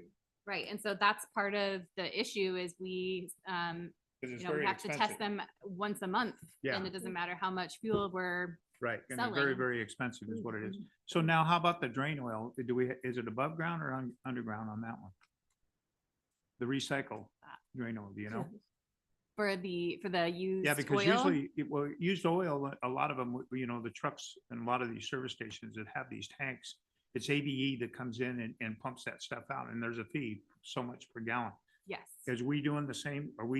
Is that the same kind of service that we're getting? Yes, we, I don't think it's on I think it's, we call when we're getting to a point where we need to dispose of the big container of used fuel. I don't know if I think it's above ground, but I'm not Okay, all right. sure. But yes, we pay for that. Okay, I know, it's expensive, it really is. All right. Well, thank you so much, Jennifer. That was a great presentation, and I know you've been working so diligently at this. This is a complex issue. Our airports are not easy, and you've done a really good job digging in, figuring out what the challenges are, what the opportunities are, and looking at how we can possibly get closer to the mandate and the requirement to be self-sustaining operations at each of Yeah, our airports. Not easy, because right now we're looking at an 800,000 roughly general fund cost for both the airports. And at Exactly. a time when we have, you know, declining revenues and strict budget deficits, that is a heavy lift for this county. So we have to do something. It's not, we'd like to do something to get self-sustaining, we have to. And so really appreciate all your diligent efforts. Comments, questions from board? I just had one other one that, looking at, when you look at the east end of Placerville and how it's so laid out and just ready to go. And I don't know, can solar projects be at airports? Is that even a thing? Is that something to explore, I guess, to help with costs? Yeah, that's something we can explore. I believe we already have a contract with somebody who looks at the cost benefit analysis of that. In the past, there's been some concern about glare. Yeah. And so it would probably be something we'd want to make sure the FAA was on board with, and there might be some specifications for the type of panels we would use. Right. But I know there are other, at other airports, they have solar projects. It's interesting. Yeah, and you know, because we did it at the sheriff's new facility Mhm. too. We have our solar project there, exactly. so it's always something to save Something to money. look at, yeah. Like, Any Yeah. other comments from board, questions? no, great work, you No, guys. Really yeah. digging Thank you for in. that. I appreciate it. All right, great. Let's go ahead and take public comment on this. And Kim, we'll have you open it up. Now taking public comment on item number 32. Individuals will have 3 minutes to address the board. The timer will notify you when you have 30 seconds remaining, and again when your time is up. Public comment will be taken first from those participating in the boardroom and then from those participating through Zoom. For those participating by Zoom, please make sure you unmute yourself when called upon. If you're joining the meeting by phone, press *9 to indicate a desire to comment. If you're joining by Zoom, press the raise hand button. Please voluntarily state your name for the record. All right, at this point, come on down. This is your time. Good afternoon. Good afternoon, supervisors. Thank you. My name is Carla Warninghouse. About a couple of years ago, bought a property up in Greenwood and delighted to have it in such proximity to the airport, Georgetown. I'm a pilot, general aviation pilot. And I was able to buy a hangar at the Georgetown Airport just this year. That's after waiting about 2 years to be able to get one because they're privately held and you have to wait for them to turn over. I bought that with a lease that the county provides, and I fully expect to be in that hangar and continue to lease that property, which is what all of the pilots that are up there expect, being able to use that property in the hangars that we purchased for a good amount of money. I view airports as a public asset, as a service to the community. I've flown all over the country, been in many different airports, urban, rural, so forth. They are a place for pilots to base their aircraft if they live there. They also a place to visit.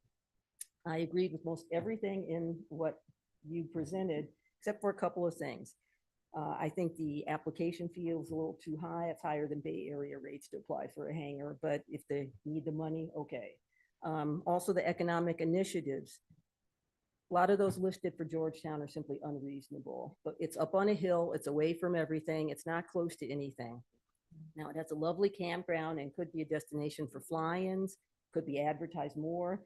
Pilots will fly a long way to get cheap fuel if they know that the pumps are working and the rates are reasonable. I looked on ForeFlight, it's not even listed as having a price for the fuel. People won't go there if they don't know what it costs. Also, there are complaints about the fuel pumps not working. People are not going to fly there if they can't get fuel and get back out. It would help a lot to have a courtesy car at Georgetown. That's just like a free old beater that's on the airport that you can then use to get to the restaurants, the stores, the museums, whatever in town. Otherwise, there's simply no way to get from Georgetown to any place else. Saying that you can charge for parking, totally unreasonable. There are just a lot of things that simply won't work at Georgetown. It's a little rural airport like Quincy or a bunch of other places. It's fun to fly into and it's good for those of us who are there, but you have to be reasonable. I strongly encourage the board and the county to work with the pilots. We're reasonable. We want to do things to make costs reasonable. We want to sustain the airport too. Work with the pilots, work with the AOPA, which is a national organization of pilots, work with the FAA. You know, let's find a way to make everyone happy and keep this asset working for everyone. Please respect us as reasonable folks who want to work together to keep the airports. Thank you. Thank you for your comments. We hope you can join us on the November 19th meeting at 4 p.m. here at the county, where we'll be having a session with pilots and users just for that purpose. So look forward to that. Good afternoon. My name is Brandon Brathwaite. I own Hangtown Aviation in Placerville, the maintenance facility. I've been trying to get a lease for quite some time, actually. And so now I just heard about this commercial rate charge.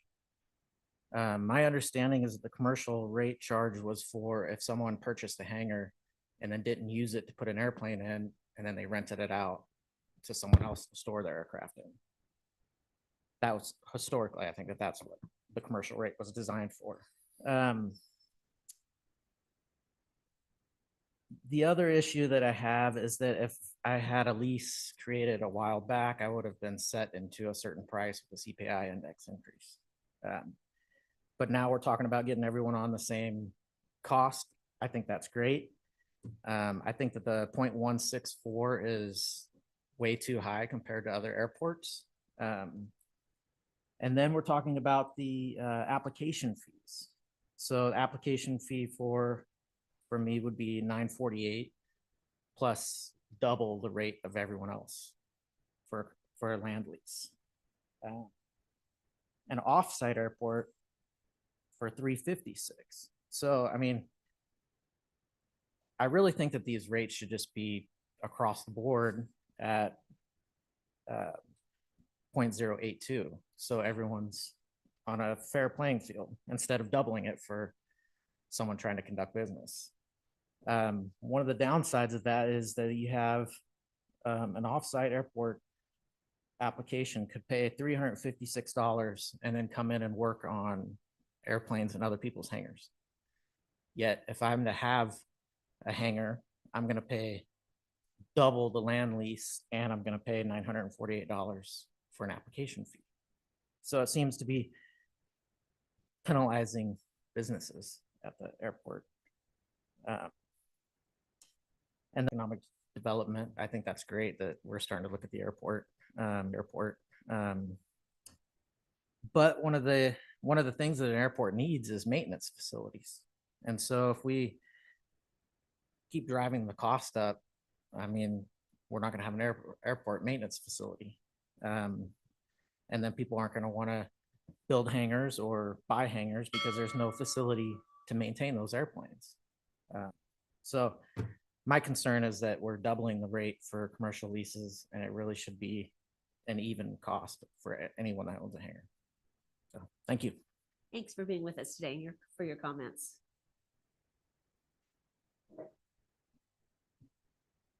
All right, I'm not seeing any other comments in the boardroom, so let's go online. Not taking public comment from online participants. Not taking public comment from Scott. Good afternoon. Can you hear me? Yes, we can now. Go ahead. Thank you. Good afternoon. I'm Scott Herring from Georgetown. I've had a business here at the airport since '97. One thing when I fly around, and I fly a lot, I about 300 hours a year, is there's something amiss at Georgetown and Placerville. When I first came here in '97, I believe there was one person in the office and one technician and a whole lot more airplanes. So you really need to look into that cost that's presented and see how much of that is actually going to your staff versus the airports. We've got a gate that you have, you could barely call it a gate. It's kind of a mangled mess, and the motor's been burnt out for three months. And you know, all the users are paying their fees just like Placerville, and you have to, it's just crazy. We're not Monterey. We're not Aspen, Colorado. There's such an out of touch with the staff presentation of what's reality. I could not find a single airport except in the Bay Area that doubles the land lease because you have an open sign. That's absolutely asking for no expansion. It's asking for no flight school. Placerville has no flight school. That's completely, for an airport as big as Placerville, it should have a flight school. Your rates are already the highest in the area, the highest up and down the foothills. I've been trying to get a lease for 5 years. One of our leases we haven't had for nearly 18 years. We haven't had a lease. Where you go to another airport and it takes 2 weeks. One note about the hangars being reverted back to the landowner. The problem is, in my eyes, is your leases are 10 years. So how do you do a $3 million investment like we wanted to do at Georgetown when you get it back in 10 years. The standard is 50, but you have a 10-year lease. Also, there's a clause in the lease that says the building has to be removed in 30 days. Well, how does a person make a giant investment like I wanted to with these kind of stipulations? But that lease rate, if you put it in, we're out of here. We've contributed $14 million in local payroll into our community, but we can't take that kind of increase. You're already way too high. Thank you for your comments. Appreciate you being with us. Now taking public comment from Jason Brand. Welcome back. Hey, thank you. Yeah, it's good to be back. So name's Jason Brand, frequent flyer out of Placerville Airport. One thing I'd like to make a comment on is, at the very least, in terms of the quality of the presentation and the documentation that was presented to us, I mean, there's a lot there. It's probably the best quality that I've seen so far. I know there's been a lot of thought behind it, and it's really encouraging for me to see. Still trying to digest a lot of it. It's not been much time for us as airport users, I think, to be able to really go through and understand the implications of what's being here, or even be able to form kind of an opinion on some of the more unintended consequences that might be out of here. Certainly, it's already been mentioned relative to if we have a special need mechanic that's going to come in and do a single job for us because that's their specialty, it might be $100 job. And in order for him to go off and perform that duties according to what's being presented here, it sounds like he's going to have to pay $350 or whatever it is to go off and be able to step foot on the airport to perform that $100 job. He's probably not even going to offer up his services to us, right? If that's the case. So I think there's some unintentional consequences of some of the pricing structure that's presented here. So I want you, please keep that in mind. It would be really good if we could set some of those items off for some discussion with much more of the aviation community. I think much more than what you're seeing today in the boardroom, as well as online. And then just a couple other items would be relative to category F fees. I know we sell Prist. I think Prist is being sold as a Jet A additive. I don't see if that's included in that retail of 25% on, or if it's something else. So that's one thing you might want to look at. And then relative to the used oil disposal fee. I know our county participates in the Cal Recycle program. This is where it's a California grant that gets that'll offer up reimbursement for a lot of the used oil costs. I want to make sure that the airport is at least it's been looked at whether or not the airport can participate in that or is participating in that. And if we have an oil recycle fee, that it really is necessary, and that we're this $2 a gallon or whatever is coming off on something that's actually needed, and it's not like we can take some free money or other taxpayer money that, again, myself as a taxpayer in California or federal, I want to make sure my tax money's going to the right places. And if we've got a grant system that we can take advantage of, let's please do it. Anyway, I got 9 seconds left. Again, thank you, and looking forward to some future conversations here. This has been encouraging in many ways. Thank you for your comments. Appreciate them. There's no additional public comment. All right, great. All right, appreciate all your insights. So several questions. Supervisor Thomas, we have Mark Moss raising his hand. Sure, you probably we can take that comment. Mark. Yes, good morning, board. Can you hear me? Good afternoon. We certainly can. Yeah, I'm Mark Moss. I am a member of the Suspended Airport Advisory Committee, a pilot and aircraft owner at Placerville Airport. And when the CAO took over from building and planning, they basically temporarily suspended the Airport Advisory Committee. To my knowledge, the CAO's office has not consulted with the Airport Advisory Committee or airport users concerning this item. The way I see it at this point in time is once this item goes before the board next week and you approve it, this gets signed in, the fees get moved forward, and now the airport users have no say in this whatsoever. The ad hoc meeting's on the 19th. I would implore that the board push this off until after the 19th so we could have dialogue on it and move forward. Also regarding the used oil tank, Mr. Brand is correct. The state of California through the Oil Pollution Prevention Program offers funds for that, and you should probably explore that through my Department of Environmental Management. Thank you very much. Thank you for your comments. There's no additional comment. All right, great. Thank you all. So a couple of questions from clarifications. There was a question or a comment about the offset operator application fee. So if someone is, how long is that good for? If it's someone that's going to be working at the airport coming and going, is it good for a period of time, or is it, can I explain that a little bit? Was it each time or? Yeah, so we are adding that offsite operator application fee, and we did make it the same cost as a lease reassignment or transfer upon sale, kind of trying to keep those similar, and that's based on an hour and a half of staff time. So that seemed reasonable. In addition to that, there's also an offsite operator per month, what used to be called a permit, but it's really an access agreement.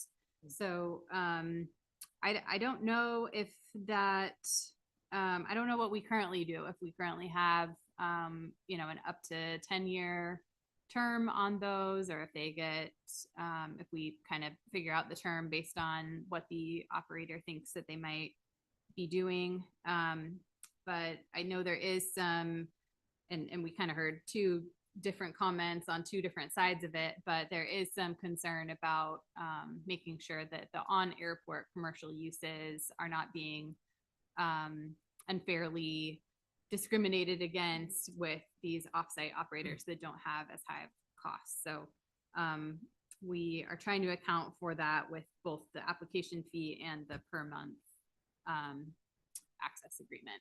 Okay. Right. And I appreciated the comment that noted the level of professionalism that you have in this presentation. And, we've languished at our airports for quite a while. And whenever there's a change, a new infusion of professionalism and insights, and really taking a hard look at getting our operations right sized, it's, a challenge because it's different.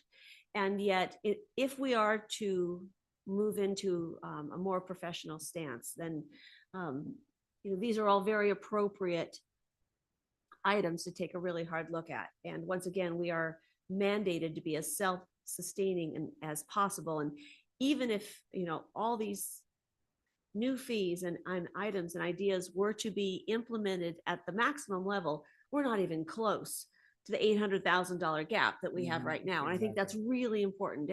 And for those of you who don't know, I was also a pilot. I flew in and out of Cameron Park Airport. I understand, how important it is to have fuel pumps, and cheap fuel and amenities and courtesy cars are a huge draw, and all of those, amenities that we can continue to take a look at. And we have to find a balance between being user-friendly to pilots, because if we're not, then we're not going to have an airport. But we also have to have professional operations that are run, that have the revenue in order to sustain it. So it's finding that balance, and we're kind of turning the corner on that. So I do have a question for staff.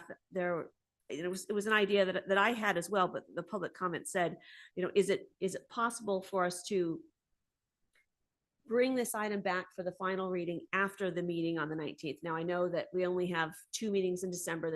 There's no meeting after the 19th in November. Was this going to be coming back on consent? Okay. And would it throw anything off for us to continue it till after the November 19th meeting, when we have the opportunity to meet with the community? I'm trying to think.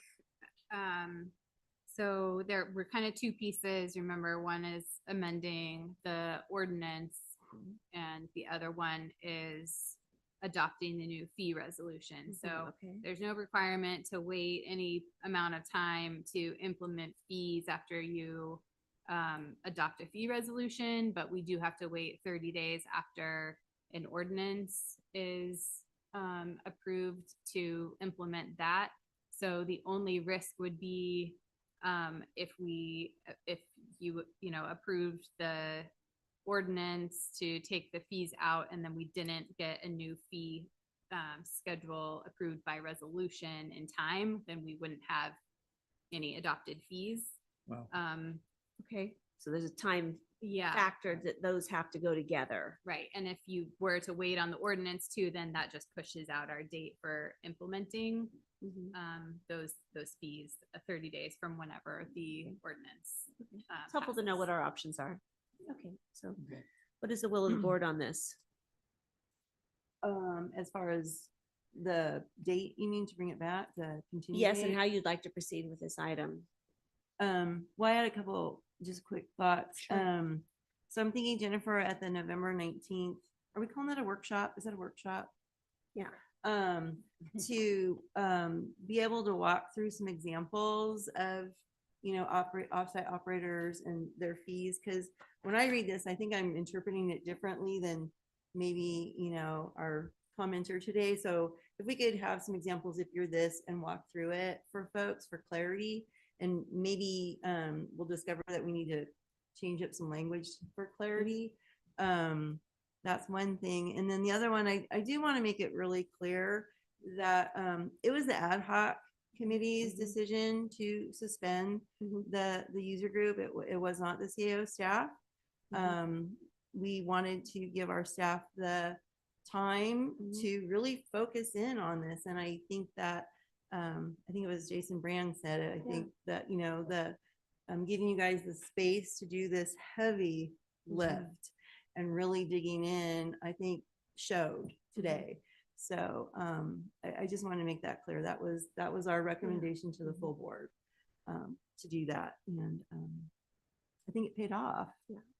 Give you guys some breathing room. So as long as nothing is going to be jeopardized in getting things done, I'm okay with pushing that date out. I'm just concerned. I wasn't totally clear. Is that going to be a problem? I think it's difficult because we would, I mean, if you were okay with approving the ordinances today and you wanted to hold off on the fee study, like I said, we could do that and give it a little bit more time. But then if for some reason we weren't ready to approve that fee study by December 10th, then we would have this time period where we wouldn't maybe have fees. So I think if the board's comfortable waiting, then we could do that. The other issues that we have suspended any new leases. We're not writing them right now because we kind of had this realization that we were losing out on so much revenue recovery. So to me, it would be really helpful to get at least some of the fees implemented as soon as possible. And if they're, and county council, let me know if this is allowed or not, but if there were some fees that we wanted to take another look at, then maybe we could leave those changes off and move forward with the rest of the fees, just so we can start processing our leases again. I know there's some that are waiting. I do recognize that. County council, can we do that, or is that's getting really messy, isn't it? Yeah, I think that is the problem. I think as it's being presented, it's it's crafted in a way so that that the timing of these actions line up not only with themselves, but also with other planned actions from the planning and building department for the balance of their fee schedule. I think that if you have concerns about some of the updated fees that are being proposed, unfortunately, I think your probably cleanest solution would be for items 6, 7, and 8, which would include the first reading of the ordinance that of the ordinance that would remove airport fees, as well as the adoption of new fees. I feel like your best course of action would be to take all 3 of those and kick those to some later date. A later date. If you were to take action to just defer the second reading, again, that's where it starts to create some problems. Remember, the ordinance, all it's doing is pulling the airport fees out of the existing ordinance. It's the fee resolution that I think is of most concern to you. And if you were to take action on that today, that would be going into effect in 30 days without any further action from your board. It's probably better just to take it, the whole item in its entirety and continue it to December 10th. Again, I think just 6, 7, and 8 is what I would, I think that the So- balance, I think is you can certainly take action on today. On 1 through 5. Right, because that's the airport standards, the Okay. airport see. CIP, the budget amendment, the direction to staff. Again, if your concern is solely with respect to the fees, I think those all kind of fit best together as the package in items 6, 7, and 8 of your item. Oh, I see. Okay. And does that work for you, Jennifer? If it as far as does that make sense to you from a staff level? Yeah, again, it would just, I would want to continue to delay processing leases. And so if we were to look at this again on December 10th, then it would be 30 days after that date that. Yeah, it takes effect. Right. Okay. Well, I think, we've been so long getting to this point that I want to make sure that we just, do it right. And just if there were other ideas or things that we didn't think about after our community workshop, I think it would be helpful. And I think it's worth waiting 30 days in order to have that conversation with the community and then bring it back and then take action. Yeah. Right? after Not the, recognizing that we are committed right. to seeing this through and getting this done. Right. Especially the community input, especially on the 29th. The 19th. Relate to that. Yeah. The 19th. And then relate. And just like some other ordinances that we've recently updated, we acknowledge that we are not going to be able to update everything perfectly the first go round. It has been so long since the airports have really been given their, due support. And so we are trying to do some major catch up and, bring structure to everything. And so we probably will miss a few things on this first big stab. But know that, we are listening and we're trying to do the best we can. And there will be more opportunities later as with all of our ordinances. And we've been doing a lot of them this year. Yeah. Well said. All right. So we're ready to entertain a motion at this point. What is the will of the board? All right, so if I understood it correctly, we were going to go ahead and approve items 1 through 5 as recommended by staff. And then what were we doing different with 6, 7, 8 though? That's the part where I was a little confused. Are we Moving gonna it to December December 10th 10th. continues. December 10th. Continue to. December continue 10th. 6, 7, and 8 to the December 10th? Okay. I would second that. Before I do that, I will close the public hearing. Oh, Before very we good. take motion, Good yes. idea. Supervisor Lane. Yeah. All right. Is there any further discussion? All those in favor say aye. Aye. Motion carries unanimously. All right. Thank you so much. And we look forward to the November 19th, once again, 4 p.m. downstairs in this building in conference room D. All right. Thank you, Jennifer. Appreciate all your work on Yeah. this. That's a lot. Great job. Yeah. All right, and that brings us to the end of our board meeting today. We now move on to board member updates. So, anyone that has some burning update to share with us? I went through all my stuff and nothing was really, I don't think would be interesting to you guys. So I'm good. All right, I'm good Supervisor too Turnbull? until next time. Supervisor Lane? Okay. I'm just Um, emotionally drained. So. I know, me too. I think the only thing I'd like to add is, I don't, no, I don't, no, I'm good. I'm good. Yeah, I'm kind of, what about the CAO? All right, wonderful. Now, my last comment is, I regret that on our agenda today, we were going to recognize our DOT employee, Daryl Brown. And with the sudden passing of Supervisor Hydall, we didn't want Daryl's memory and tribute to be overshadowed, and we were in a really hard place. And we also wanted to acknowledge and honor the passing of Supervisor Hydall. And so we have been in contact with the family of Daryl Brown, and they were very gracious to reach out to us yesterday and to recognize the very challenging position we were in. And in concert with the family, we are moving the tribute to Daryl Brown to December 10th. So just wanted our county family and our community to know that Daryl's loss was certainly not forgotten today. And this seemed an appropriate measure, and really appreciate the family for recognizing this. And we look forward to honoring Daryl on December 10th. And so with that, I would like to close today's meeting in honor of both Supervisor Heidel and Daryl Brown. Thank you, El Dorado County. Good night.